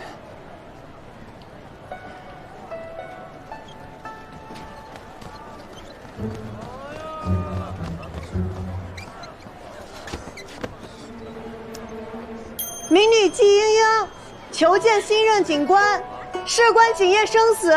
还望容禀。民女季莺莺求见新任警官，事关警业生死，还望容禀。张警官，小的虽然跟王家是姻亲，但是王家真的没有偷税呀！不信你看账目便知。我说，李家之所以能得浣花溪占有一席之地，是因为他们家家大业大，一理不仁。哎呦！锦绣阁的王掌柜每逢初一就跑到对面铺子偷偷放屁。赵家老太爷为了得娶我，8年不洗脚。这有啊！哎呦！门口的人不见。我认为从今日起啊，本警官谁也不见，在最重要的时候出场，才最有力度。换一批吧。就那个大胡子。是。事关警业生死，还望容禀。别喊了，咱们都喊多长时间了，还不给开？摆明了就是不想见我们嘛。你别太担心啊，既然都是一些大染户家的订单，他们肯定有细死的地方啊。我去找他们商量商量，看他们能不能借给我们用。花掌柜没来。什么意思啊？这件事上，你们说谁最与我们对立？花掌柜。可是今日他一个仆从都没有来探听，说明什么？说明什么？说明他已经知道今日结果，甚至大概已经毒死了我们所有的后人。花掌柜有这么厉害？他能在浣花溪称霸10数年，靠的绝不只是泼辣蛮横。我从未小瞧过他。丫丫，不好了，不好了，你家出事了！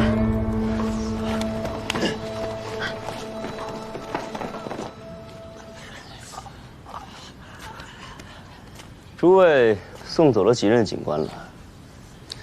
这警官府的事务嘛，肯定比我熟练。日后还请诸位多多关照啊！小队员忠于杨警官，为您效犬马之劳。我不需要你们效忠于我，但是我不让做的事，如果你们敢做了，我敢肯定，你们会比我先从这里消失，明白吗？明白。还有我这个警官的身份，暂时不想与外人知道。是。诸位也都看到了，我这个人呢，胆小，怕死，偏偏警官这个位置还拢死人。我想大家在位多年，定是知道前几任警官都做了些什么，还劳烦诸位把它都写下来，事无巨细，我也好引以为戒。杨警官，那这么多怎么写得完啊？要不上去写？不，小队不写，我这就写，我写。给我一张！我们家就这一台制机了，不能搬呀，不能搬呀！住手！欠债还钱，天经地义，这个道理你不会不知道吧，季家小娘子？票据上写的清清楚楚，10年之内偿还结清。如今时限未到，花掌柜就上门私掠财物，是何道理？10年之内结清，那是你与上一任债主的约定，不是与我。债务偿结转让，既说不变，现约亦不得更改。就是。现约？哪个律法规定不能更改？你出去问一问，哪一个你上任的债主愿意出来替你作证？我在这等着。花掌柜既然这么说，怕是那些人早就被你说服了。就是。好，我们不提现约，说债务。我们未说不还，也并非没有还的能力。如今你直接闯进我家搬东西抵债，怕是不合规矩吧？那我们就来谈谈规矩。这是以往对西边抢地盘事件申诉的文书，这几本是几家大的染户每年上交来的账册，产量颇多，出司的种类繁多。繁多有问题吗？昔日锦王季归南京城所制，多年来染成了曙红丝一色，后辈更是追之莫及。蜀锦业任何技艺的专精都非一日之功，而现在几家大的染户，譬如花家，家中招牌丝线10余种。虽然说比不上蜀红，但也是不合常理了。这百家争鸣，怎么就争到他一家去了？还有，这花家长久以来是靠欺压吞并小户来扩张的。当年季家因为季归南获罪，欠债无数，而现在那张欠条便在花掌柜手中。由此可以推断，季家便是花掌柜想要吞并的下一户。这大概也就是季娘子着急反击的原因。如果能在这件事情上帮他一把的话，或许能跟季家更进一步。我认为你们并无还债之能力，你们这些染坊平素里就靠我手上漏的单子过活。现在我懒得发这个善心了，你们接一些拼拼凑凑的单子，也没有地方洗丝，挣不上钱不说，到了10日交不上货，还得双倍赔偿。与其等你们赔光了给别人还不上我，不如我今日上门来收账。实不相瞒，我今天就是让你们季家用资产抵债，资产不够，未来你还要做我的仆人，做工抵债才是。即便是资产抵债，那也是要先行告知，满期不还才执行。那好，那我就看看季小娘子这1个月内还不还得上钱。还上之前，我是不是可以按照原契约收取利息？你有钱还吗？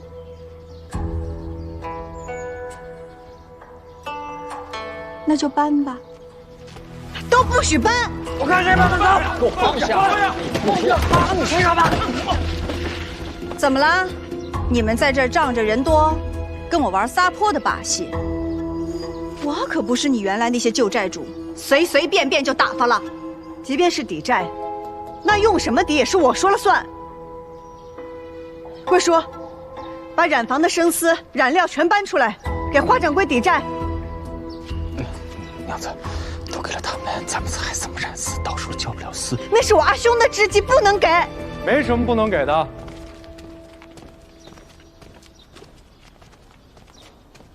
给他们吧。阿兄，我相信来日。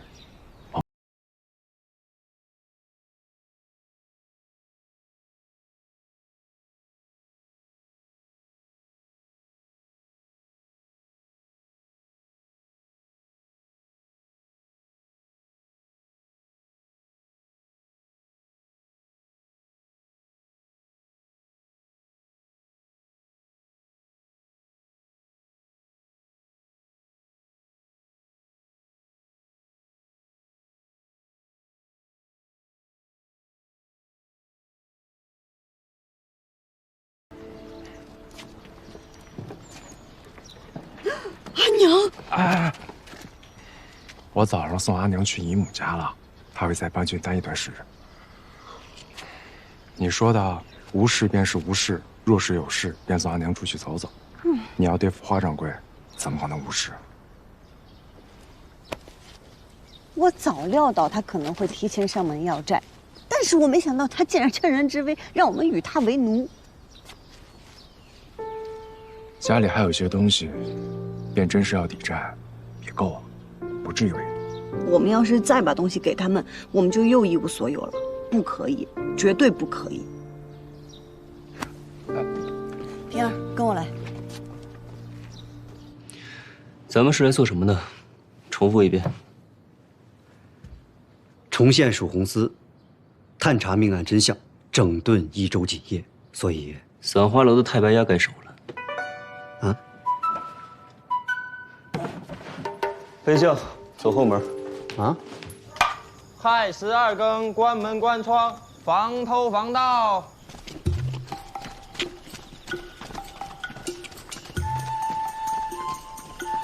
怎么样，像不像丧家的人？像，就是有点怪。怪？怪喜庆的。这就对了。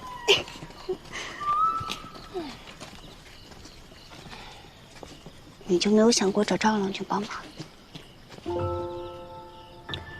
我喜欢他是因为他懂我，尊重我，他能令我欢喜，不是因为他能帮我。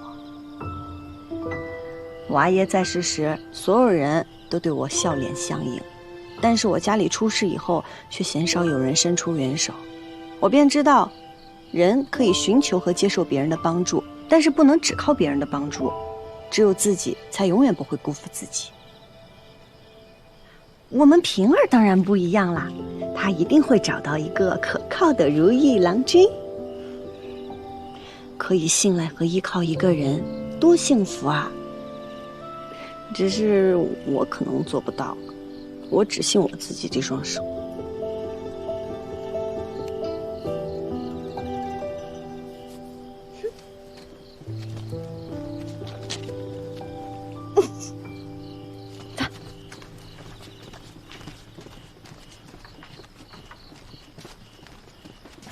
就在这里等我。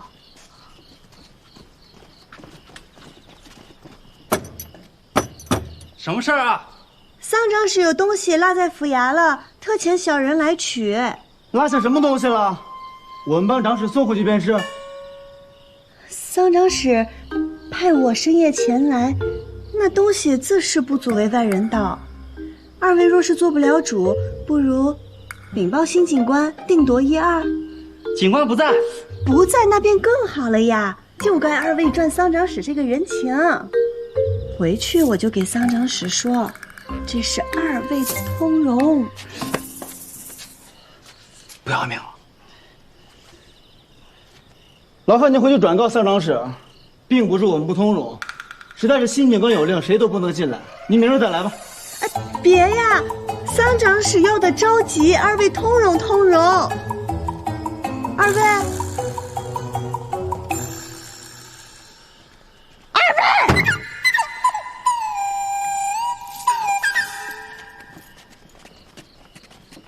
我今日本也没打算一定能进去，投石问路，也不算毫无收获。那些侍卫从来贪财怕事儿，刚刚我以乡长室的名义求见，我还塞了钱，都毫无效果，说明这个新警官要么对他们许以重礼，要么动以酷刑，绝非简单任务。那岂不是糟了？不简单，但有所求就能谈判，能交易。可是，警官敢管那些大染户？只要价格合适，这生意就有的做。咱们去后门的，走。哎，你这衣服像换了吗？我好想换衣服。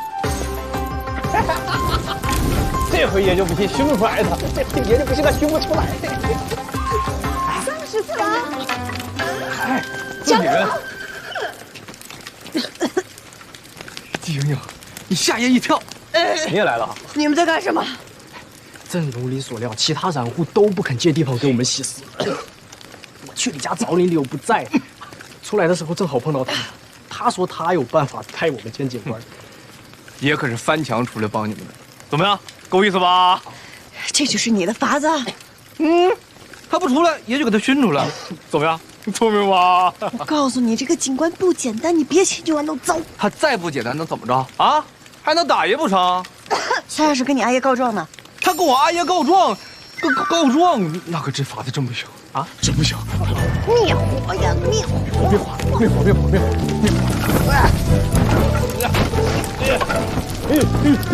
那边，什么人竟敢在警官府外放？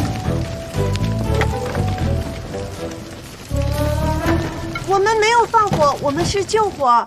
对，我们恰巧路过。路过。人可有事啊？多谢警官，我等无碍。无碍就好，走吧。啊。爷就说这办法有用吗？哎呀，这么说，你们是冲着我来的？不，他的意思是，您万幸出巡，未被火势波及。那这么说，本警官可还要谢谢你们了。不，这是我们应该做的。呀，这儿有火没扑灭。哎，怎么回事？花眼了吗？怎么看见莹莹突然被轿子吞进去了？梁三郎，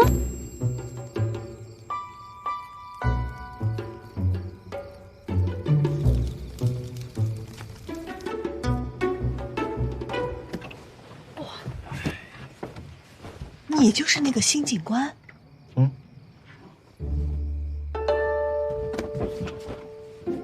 今年生丝造价几何？染制靛青色需要几种染料？一匹团花锦。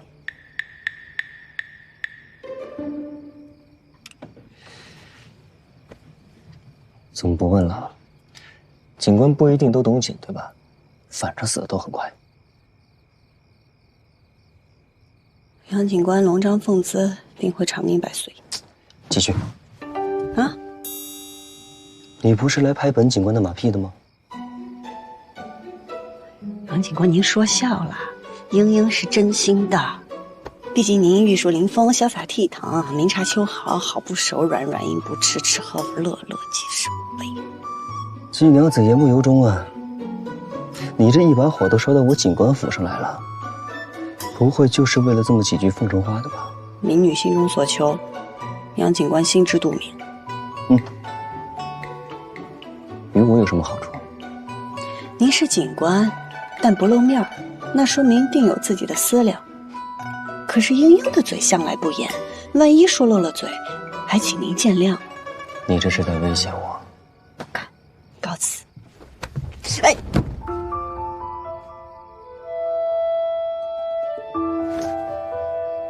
杨警官是想让我现在便喊出来吗？你喊吧。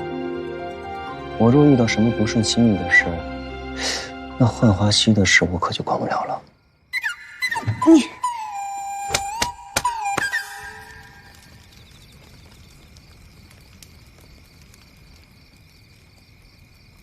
时间再久些，清白可就保不住了。外面那3个既然这么喜欢烟熏火燎的，把人给我带到溪边，让他们把那堆树枝给我烧完，烧不完不许走。我说的是里面那个。哦。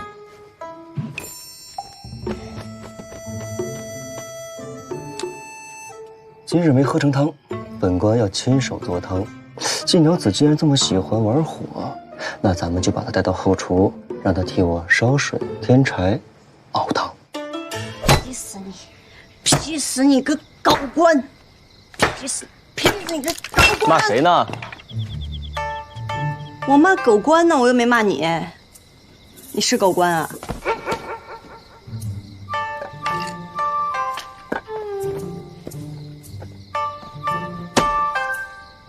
你看看你自己，好好的一个警官府，被你搞得是一片狼藉。蜀锦业也一片狼藉，也没见您管管呀。有钱赚的地方，就会有贪婪之人。这贪婪之人多了，自然就会一片狼藉。这不是一时一日便能整顿得好的。你只知道急着添柴，当然会把自己弄得一身狼狈啊。杨警官可听过“未经他人苦，莫劝他人善”。你若想走出困境，是该添柴猛火啊，还是该钻研真东西？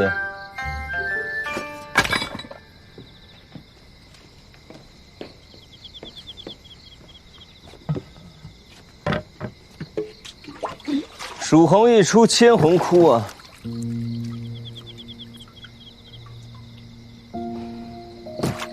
蜀红锦早随家父一同入土了。皇后有一件蜀红贡锦做的衣衫，无意间被损毁了。若是蜀红再现，重做衣衫，无论什么样的冤屈，或许都能够昭雪啊。民女听不懂杨警官在说什么。若是想问蜀红，季家早已染不出蜀红丝了。蜀红丝可以不在，但公道不能不在。这话好耳熟啊！您可知上一位警官是如何与民女说的？他说什么？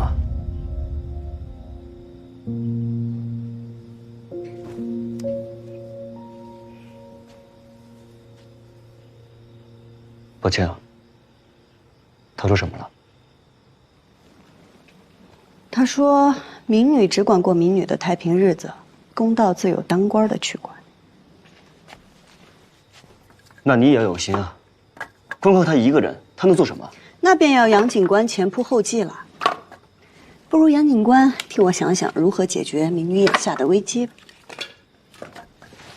在季娘子眼中，当真便只有眼下的。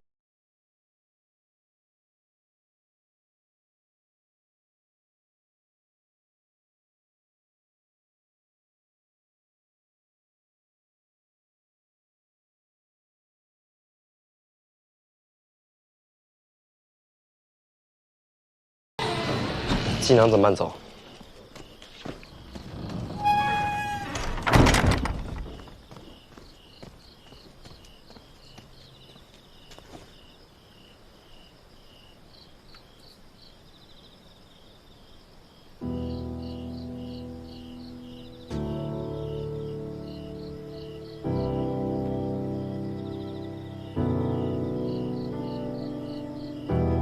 阿姨，你的名字出现在色谱墙上了，以后我也要染出新色，也要当锦王，这样我的名字就可以出现在阿姨旁边了。好，这就得给你留着啊！都当锦王。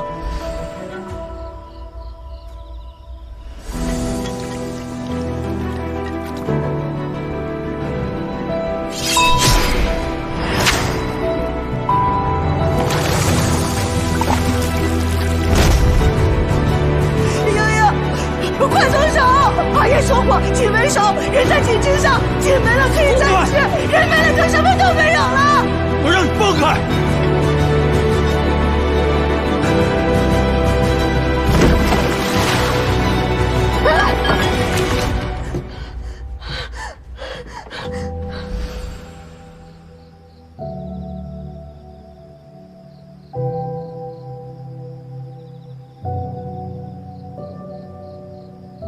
阿叶，现在还不是时候，再等等我。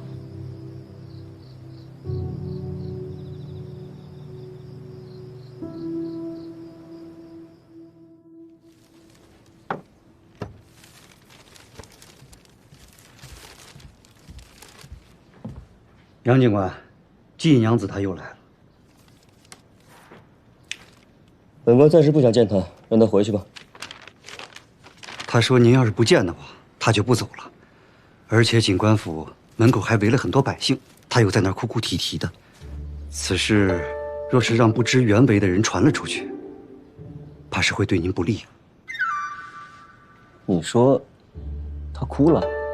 是。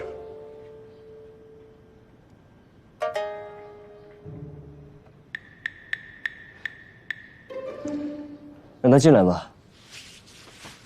在下权衡利弊，擅自做主，已将他带了进来。带进来了，人呢？在门口候着。你怎么不早说？快过来帮我穿衣服。不行。杨警官，在下告退。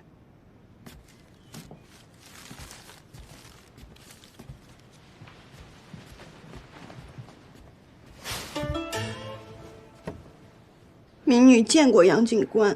你又来干什么？民女来给杨警官赔罪。你犯了什么罪啊？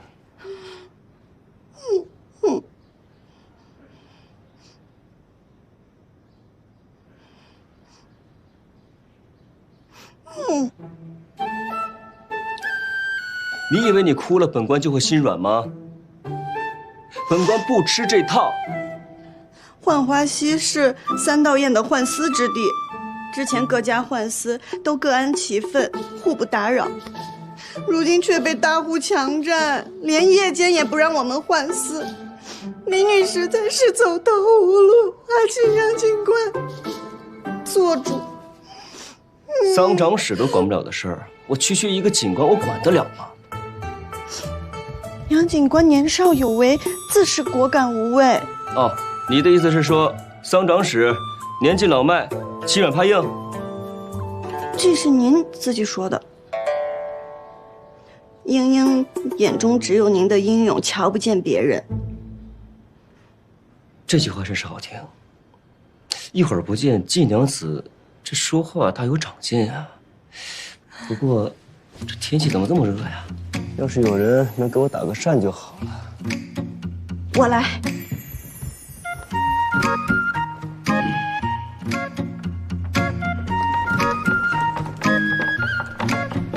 打了吗？怎么没风啊？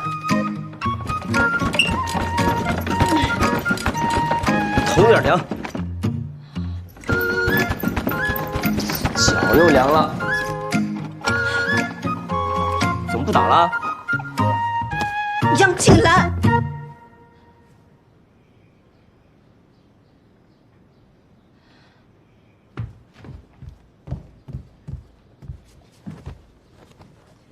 恳求杨警官为民女做主。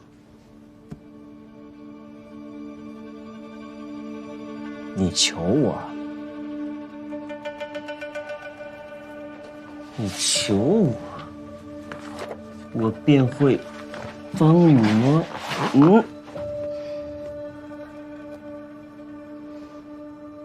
当日西边，您虽戏弄我，但也降住了金马。在我家门口，亦是您配合我，才糊弄走了桑十四郎。杨警官虽不喜民女，但却有仁善之心。我愿长跪于此，赌杨警官愿意垂怜。怎么一开始不赌啊？我舍不得我的骨头。不容易。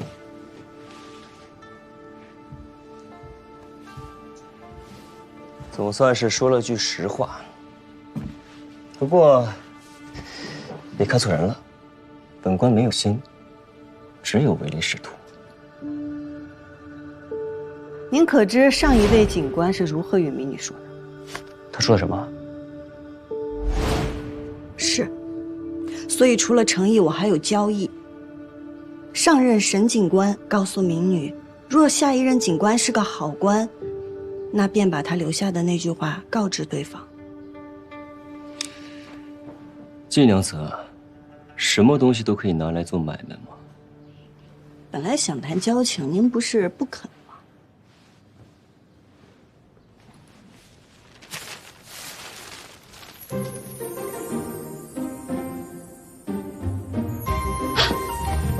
原来您早想好了。哎呀，是我小人之心了。嘿嘿。季娘子应对官府多些信任。无论我是什么目的，既然这官我当上了，该做的事，杨某必然会做。从今往后，浣花溪为蜀锦人家共用，浣丝自有，任何人不得霸占，违者严惩不贷。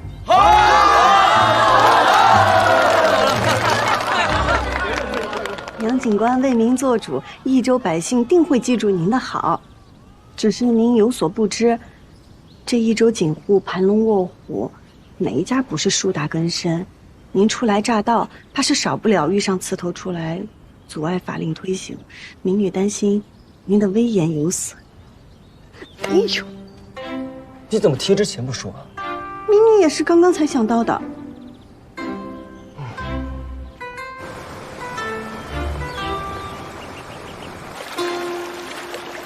警官到！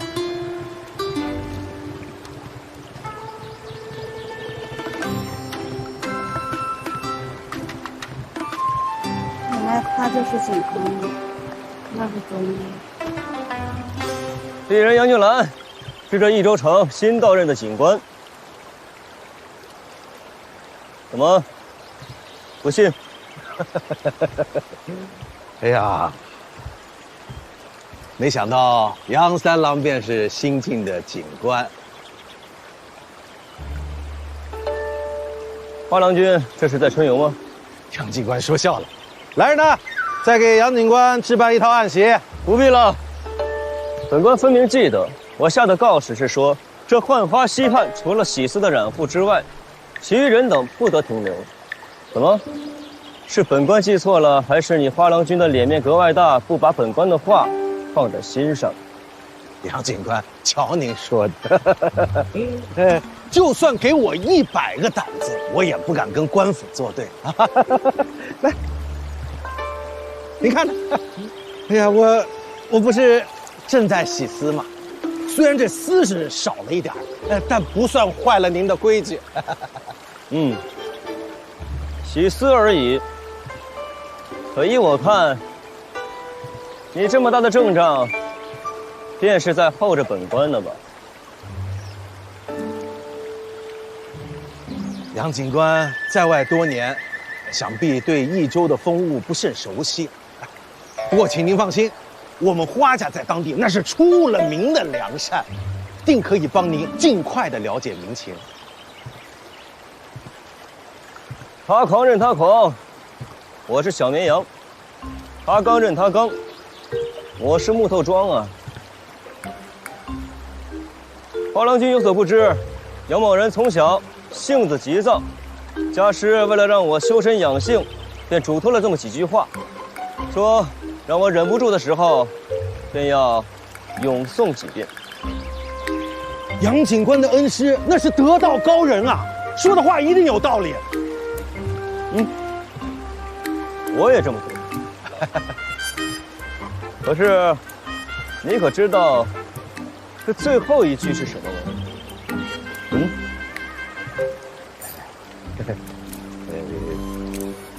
小人愚笨，还请杨警官赐教。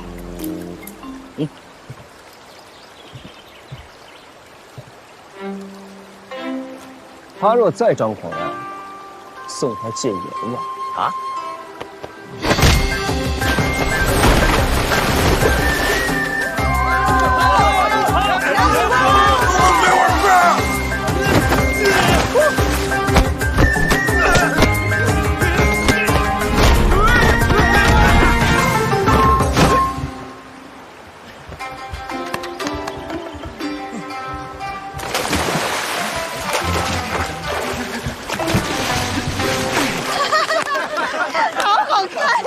诸位，杨某人第一次做官，不懂这做官的门道，但也知道令行禁止，言出法随。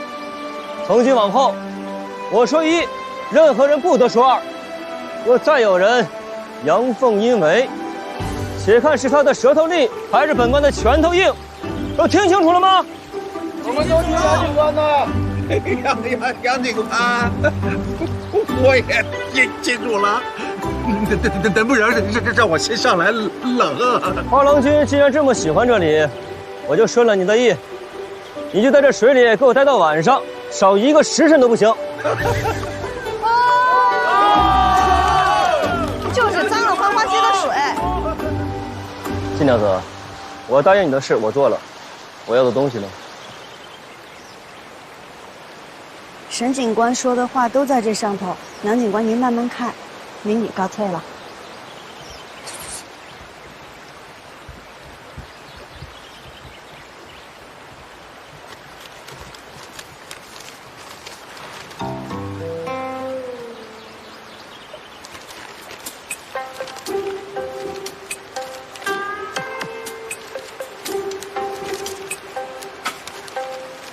为民请命，好好做官。如今我们能重新换丝，离不开在座每一位的努力。我敬大家，来。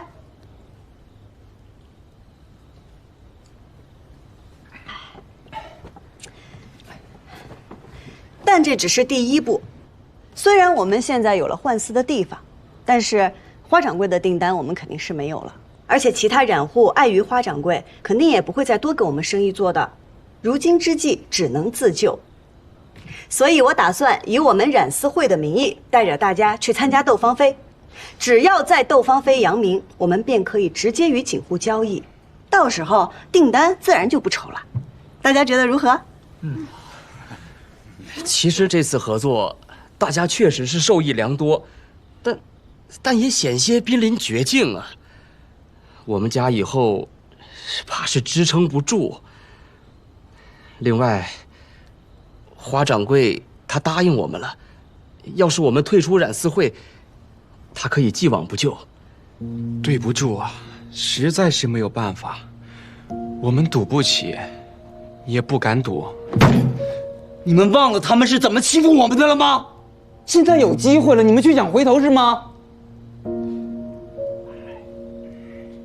如今我们确实要面临险境。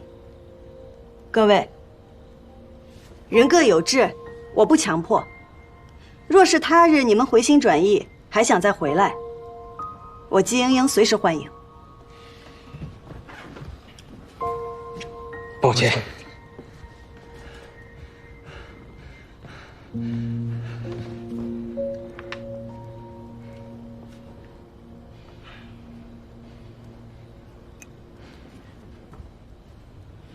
我阿娘说，此事确实惊险，但人无信不立。我这个人嘴笨，也不机灵，只占了一点忠诚，所以既然选择答应了你，就不会变。我身子不好，我就以茶代酒了，我敬你。哎，第一回听你讲话那么提气，金英英，我看准了你，我相信你能带我做一番事儿，一番大事儿。敬你。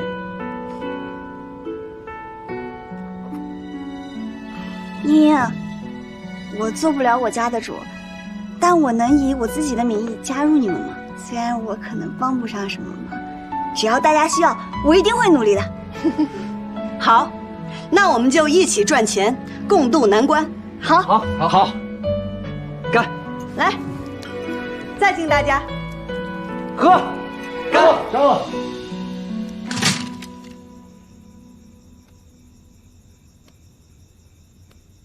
我仔细翻看了所有侍卫写下的信息，发现沈警官似乎对青城山格外关注，时不时的便会独自上山一趟。青城山啊，上面安排的暗卫来了吗？来了，个个都是功夫一流的高手。你让他们啊，先到山上去探查一番，如有异动，再来找我。好。蒋警官，杨府派人给您捎个信儿，说这两天你不忙了，让你回府里看看。是谁来送的信啊？是杨敬山，还是杨敬林？看穿衣打扮，好像是个小厮。小厮？是。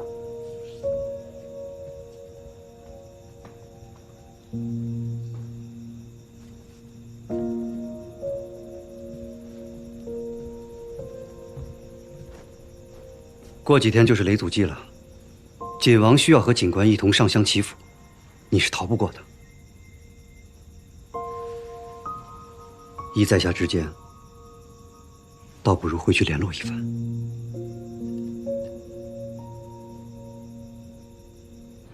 啊，对了，莹莹，你刚才说要参加斗芳菲，可是要参加斗芳菲的话，要行业翘楚的推荐啊，而且要缴纳不少的市金呐。这两样，咱们可都凑不出来。钱的事儿，我来想办法。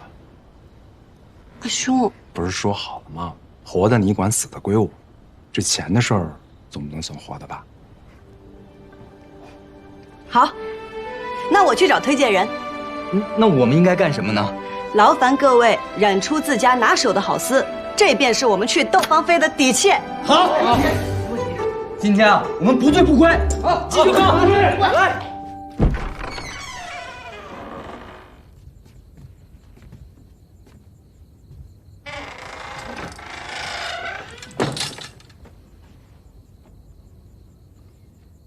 禀报主子，丝已经全部准备妥当，送丝的儿郎们全是我精心挑选的，现在就等着雷祖祭开始，保证万无一失。只是什么？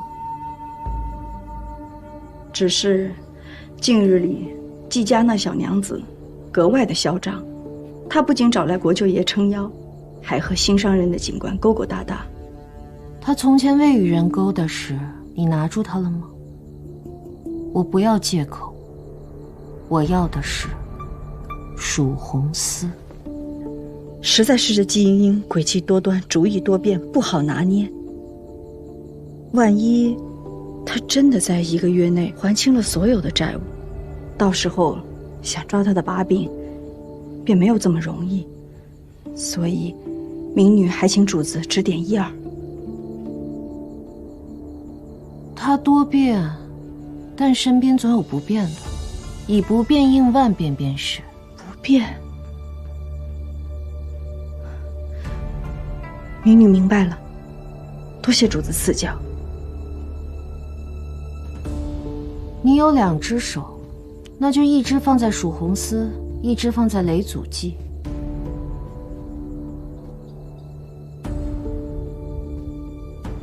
要是哪只做不好，我便砍了哪只。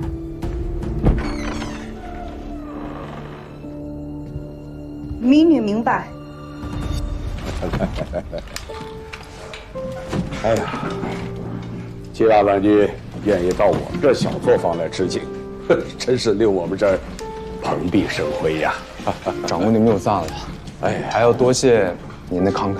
哟，景王家的长子，您值这个价啊！哎，这就是你的知妻，那我就不打扰了，我等着你的大作啊，定竭力以赴。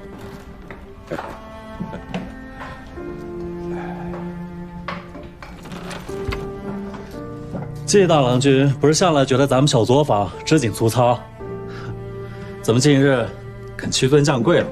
还不是因为自己妹妹得罪了人，染丝生意做不成，家里没米下锅了。人家大井房用的都是自己人呐，谁要他一个罪人之后啊？哼！哎。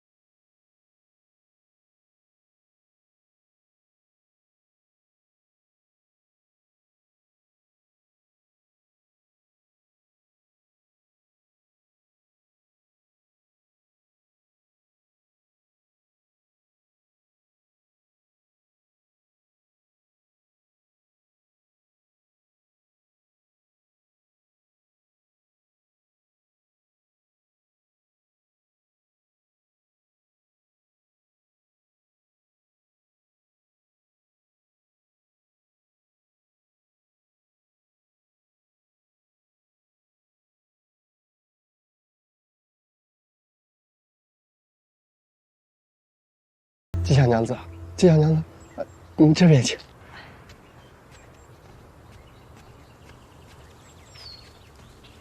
并非是我于家怕得罪人呢，只是做这担保推介人，尚需向官府交纳市金作保。便是知道您不畏权贵，敢仗义直言，英英才敢来拜访的。我们虽是小染户，但都是诚信人家，绝不会主动惹是生非。这些丝线均是我们所染。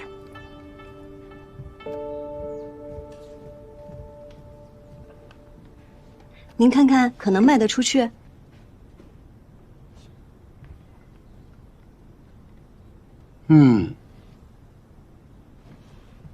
好丝啊。不过，好丝，它未必有好价格呀。英英明白，织锦的人知道什么是好丝，买锦的人未必知晓。他们要的是说得上名号、撑得起面子的名丝，这便是英英要去窦芳菲夺魁的原因所在。酒香也怕巷子深，还望于掌柜助英英一臂之力。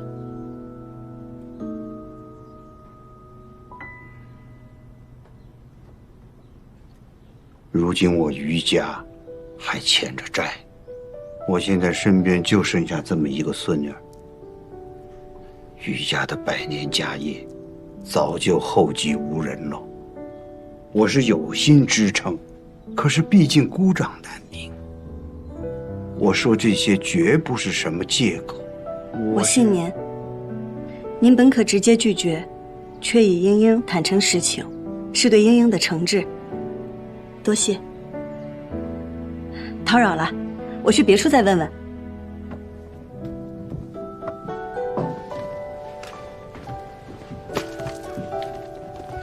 于掌柜，告辞。豆，于天豆，于风豆。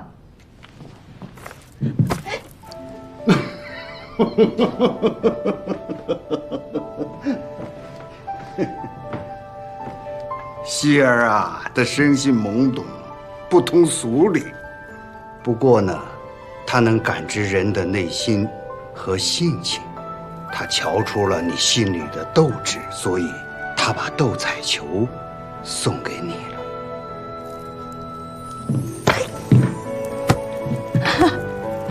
你也斗一把？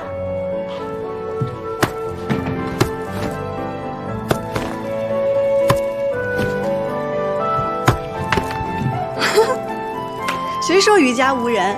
您斗得比我精彩，来日还想与您继续做生意呢。好，呵呵，或许我还能斗几年。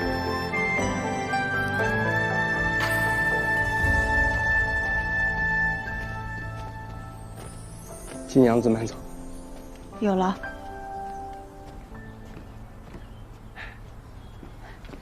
你怎么在这儿？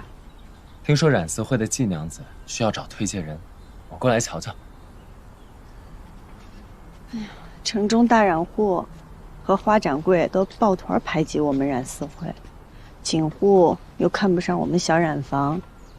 于家主心善，但是也爱莫能助。你忘了我姓什么了吗？这推荐人必须是各家家主，还要交纳不少的担保钱呢。即便你是赵家二郎，这次也帮不了我了。谁说我了呀？我说我家祖父。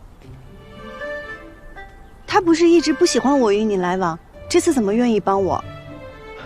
我把你给我的那方知风锦帕给他看了，他留下了，还说可以见你一面。那还等什么？走。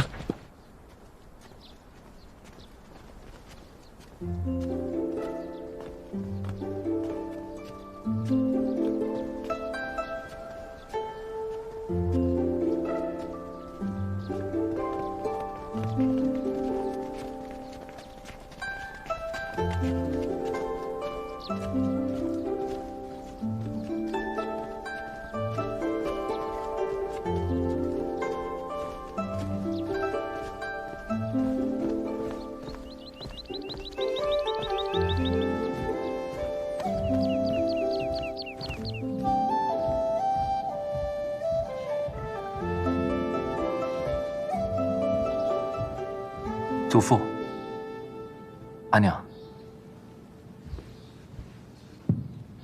拜见赵老太爷。快请起。伯母，二郎，呆站着干什么？坐到阿娘这边来。不了，阿娘，儿子站在这儿就好。一个未出阁的女子，整日在外抛头露面不说，还要去什么染丝会做男人的生意，真是。阿娘，赵伯母，英英认为生意不只是货币交换，这后宅之中出账雇佣也是生意，甚至男女嫁娶、儿孙赡养之事，也有人把它当做一门生意在经营，简直是一派胡言。你出去。无人耳目，还不快走！沈娘，你出去。是。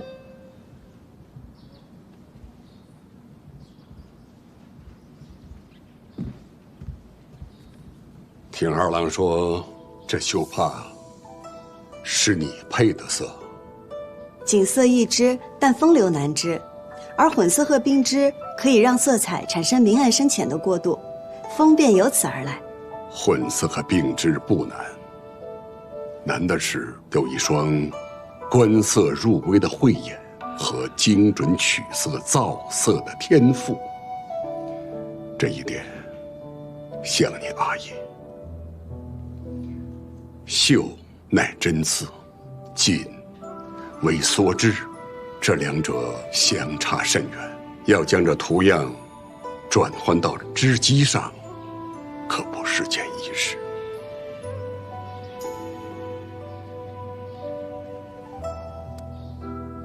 孙儿愿意一试。那你就试试吧。季娘子想得到推介资格，我也愿让你一试。如何试？我赵家囤了一批沉丝，质量算不得差，只是颜色有些过时。倘若在半月之内，季娘子能设法将这批丝卖出去，老朽就应你所请，将你推荐给锦绣同好。赵老太爷请放心，英英必能办到。这次你露了头，怕是就没有办法藏拙了。你说过，越是被赵老太爷看重，越是会身不由己，一切都得按照赵家的规矩活着。可是，一次退让，次次退让，与其被动行事，不如主动争取。桑十四郎不就是这个道理吗？那赵二哥哥，我先回去了。好，那你注意安全。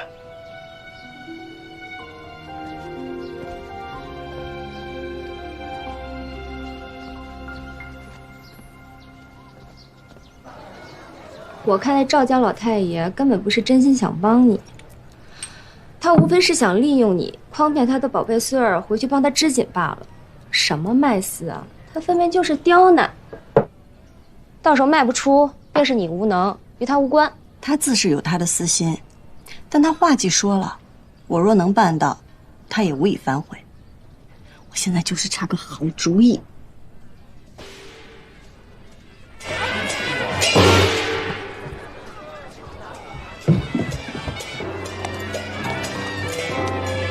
杨静南，今日19，是他阿娘的忌日。忌日？他忌日穿这么招摇？他这个人，越是难过，越是荒唐。你怎么知道？啊，对，你是他前大嫂。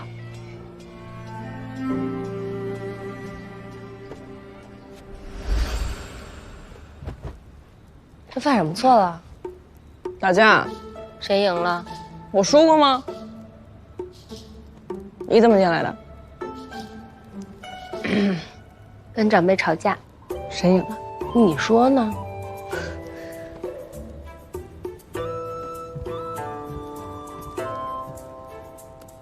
哎，你干嘛？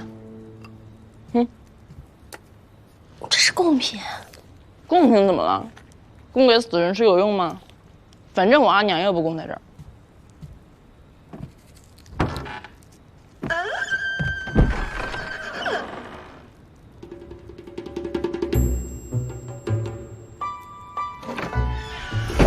我和他一样，讨厌杨家的规矩，败坏杨家的名声。大哥，大哥，大嫂，诸位叔伯突然到访，所谓何事？不是你们让我们来的吗？谁叫你们来的？没有啊。这或许有误会。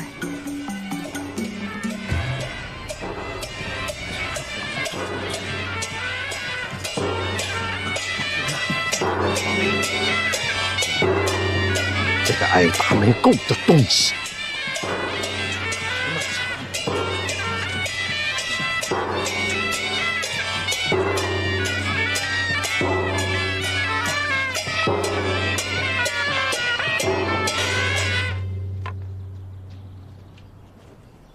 今日是我阿娘的忌日，我来给杨老爷送份大礼，请诸位做个见证。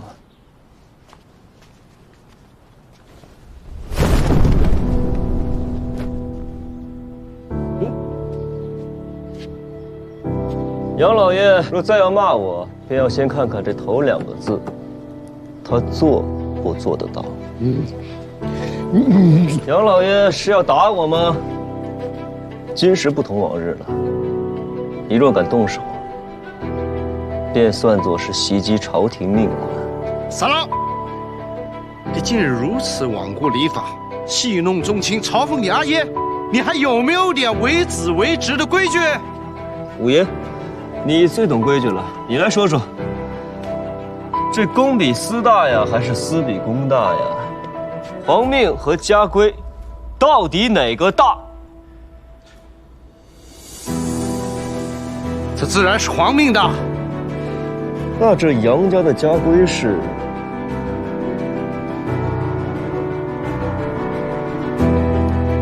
见过杨警官。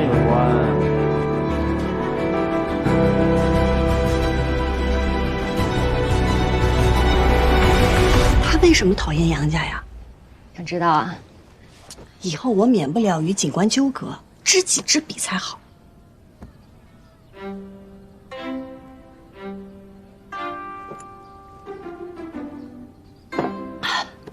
说说呗。那你先说说，我这新酿的酒怎么样？啊？我这喝的有点快，没来得及细品，我再品品。香。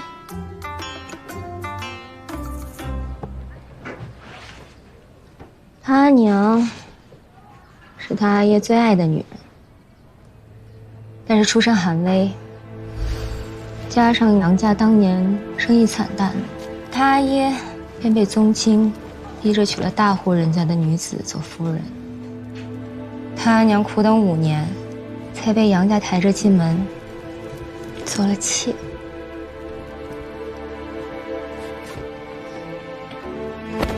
你走开！我不要你找我阿娘。三郎，你阿爷可是连夜赶回来的。连夜赶回来？10日前你便收下阿娘命危的消息，今日才赶回来，因为你要谈生意，你要做买卖。我阿娘跟那些地下从来都不值一提。放肆！杨家生意乃是大事，自然大无私情。你身为杨家子嗣，理应明白其中道理。宗亲的利益便是大事，我娘的命便是小事吗？如此逆子啊！家主，你还要姑息吗？来人，把这个逆子送到竹东教养。放开我，我不走！你放开我！放开他！出来！动过来！无逆长辈，出言不逊。认错。不认！认不认？认不认？认不认？认错！三郎。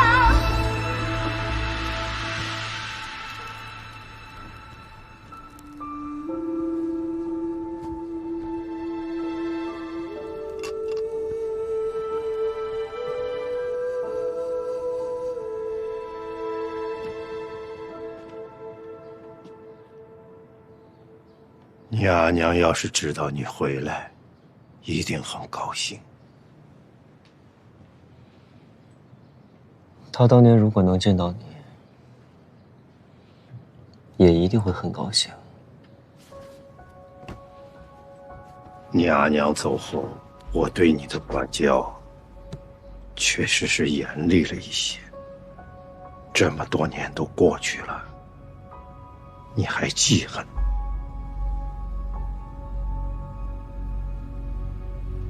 不愿听过去，那咱说说现在。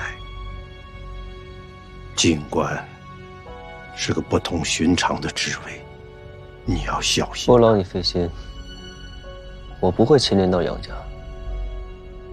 还望杨家也别拖累我。这就是你这次大张旗鼓回来的目的吗？你急于跟杨家撇清关系，到底要做什么？我不记恨你，就只是不想再跟你有任何瓜葛。原来是因为这样。难怪他那么讨厌与我谈交易。他不是讨厌你，是讨厌杨家。谁不讨厌杨家？我凭什么守你杨家的规矩？织锦了不起啊，我还会酿酒呢。人可以不穿锦衣，但绝对不可以不喝酒。让我品酒倒把自己灌醉了。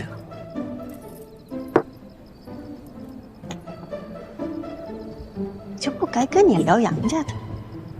你干嘛去啊？不许走！我去给你做醒酒汤。哎，我不喝，我没事儿。你等我等。哎，你们，没事儿。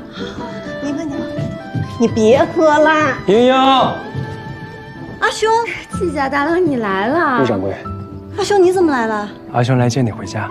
正好，来，坐来喝点儿。阿兄，你去帮阿玉熬一碗醒酒汤，我得把她哄睡着了才能走。好。莹莹，你说我这醒酒叫什么名字？叫琥珀光，怎么样？天下第一杯。天下第一杯，这个名字我可不敢吹。杨警官，酒馆打烊了，不如改日再来。门没关，人还在。怎么，你们可以在这儿买醉，唯独本官不可以？我们是在照顾醉酒之人。谁醉了？我没醉。没有。坐都坐，我去给你们拿酒。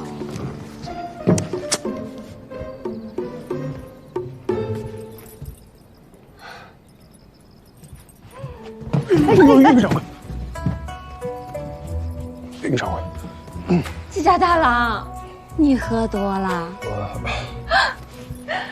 你兄长他没喝酒，他就醉了。你们等我啊，我去给你拿酒，等我。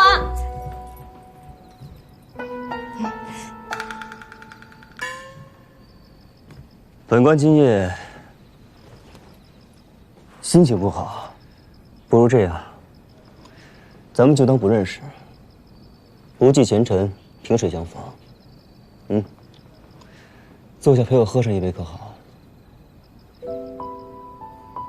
好。那杨警官，顺便莽撞，怎敢与杨警官共饮，还请见谅。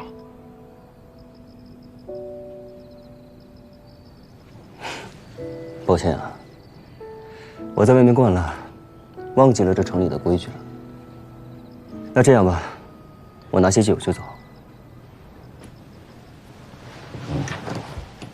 走什么走呀？你要上哪儿去？她一个云英未嫁的小娘子，确实不适合与你深夜独酌。但是我可以啊，谁还不是个江湖人呢？喝不喝？坐。喝你的江湖酒。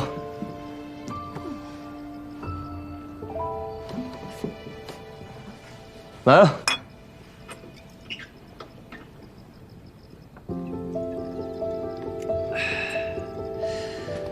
阿姐可还记得当年在祠堂罚跪？不想记得，最好忘了。这么好喝的酒还堵不上你的嘴。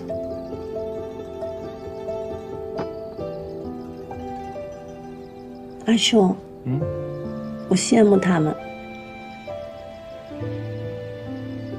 莹莹，我知道我是女子，我活在宜州城，我要讲道理、守规矩，不是想做什么就能做什么的。慢着点儿。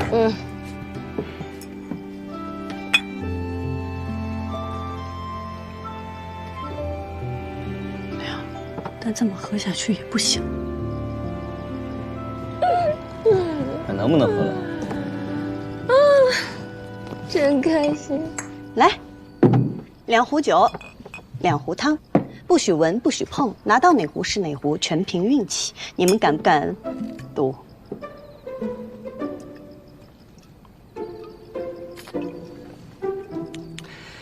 姜放多了，盐放少了。我下次注意。哎，你们做什么？谁说我们只喝一壶了？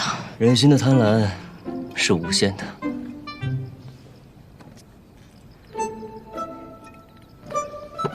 怎么还是醒醒他？店家的智慧也是无限的，不然怎么能保证你们一定喝到汤？洞察人心，故弄玄虚。奸商，故弄玄虚，洞察人心。阿兄，我想到把贝斯卖出去的法子了。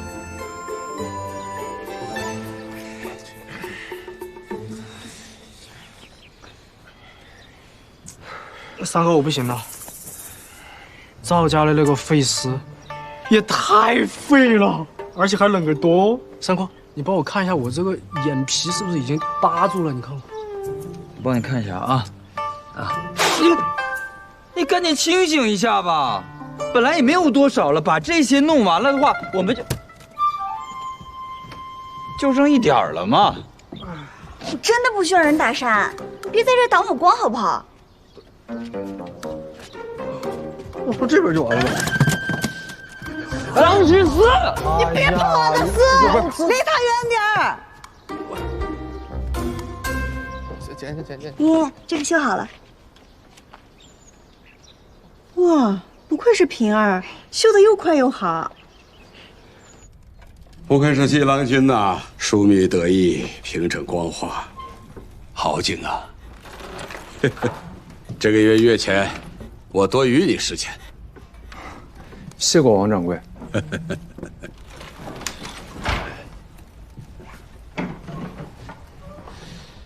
不是，你这织的什么样子？你让我怎么卖呀？这你坐的离季郎君那么近，便不能向他好好的学习学习吗？掌柜的，我跟你说哈，你们几个，上次单子就耽误了进度，约钱，每个人罚2钱。咱们警坊向来都是赏罚分明，能者多得。若是你们织艺精进，工钱少不了给你们。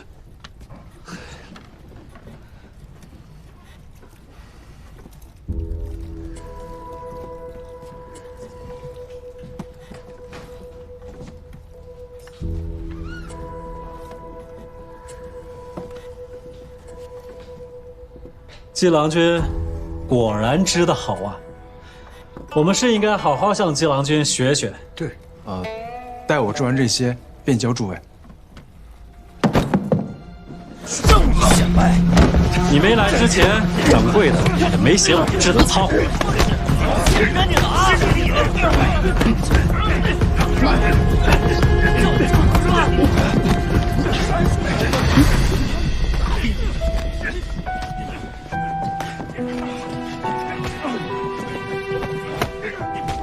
阿姨，我是不是没有织锦天赋？天赋这东西，你阿爷我也没有，但阿爷靠的就4个字：勤能补拙。只要你用心去做自己喜欢的事儿，就一定能做成，还能做好。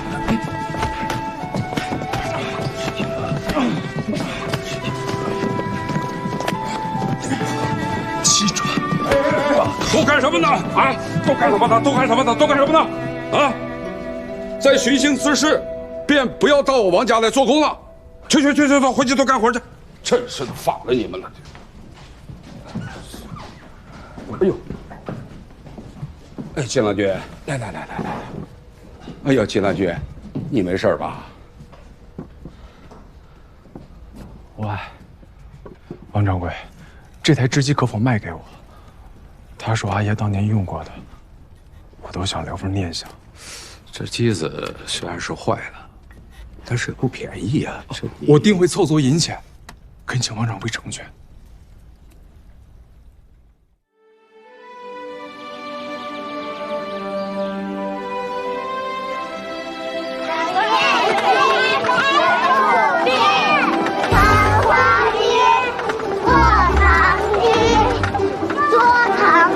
慢一点，别摔了。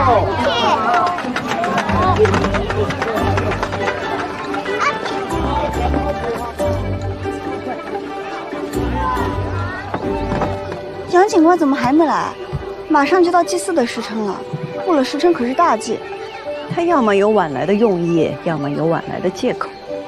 你好像很了解他。知己知彼，百战不殆。哎，桑14郎呢？我让他去顾抬生意的梅子了。大家各司其职，他总得做点什么。哎，照了就来了，他在看你。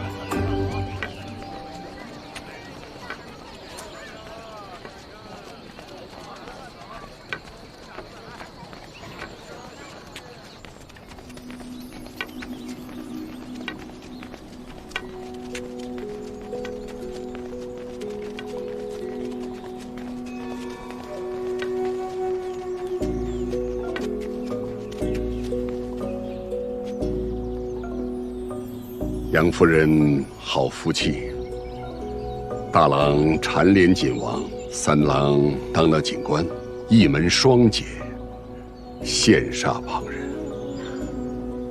赵家2位儿郎也都是不遑多让的俊杰人才，赵老太爷何尝不是好福气呢？泛泛之辈，自不能相提并论。斗锦会上，大郎斗锦，三郎平锦，这一周锦业，杨家一枝独秀。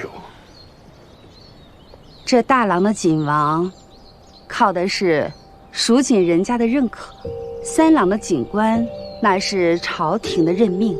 我们杨家能有今日，多谢各位的提携和朝堂的公正。所以，不管是大郎还是三郎，自会以理服人，公正无私。您说呢？自然，孰是孰非，大家看得清清楚楚。如果你2位有这个闲情逸致的话，就赶紧派个人去找找吧。眼看着祭祀的时辰就要到了，要是把雷祖给惹怒了，谁都不会有好福气的。警官到！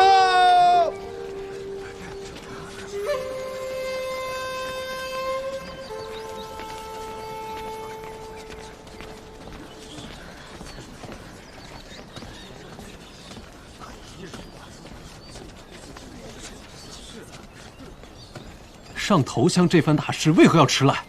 若误了时辰，乃是对雷祖的大不敬。你们杨家人就是这么对本警官说话的吗？是我对雷祖娘娘不敬啊，还是你对本官不敬？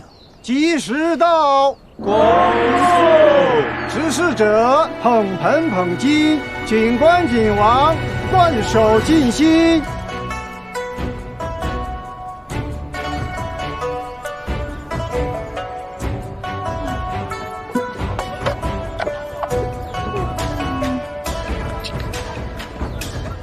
姐姐，这是别人让我给你的。哦，谢谢。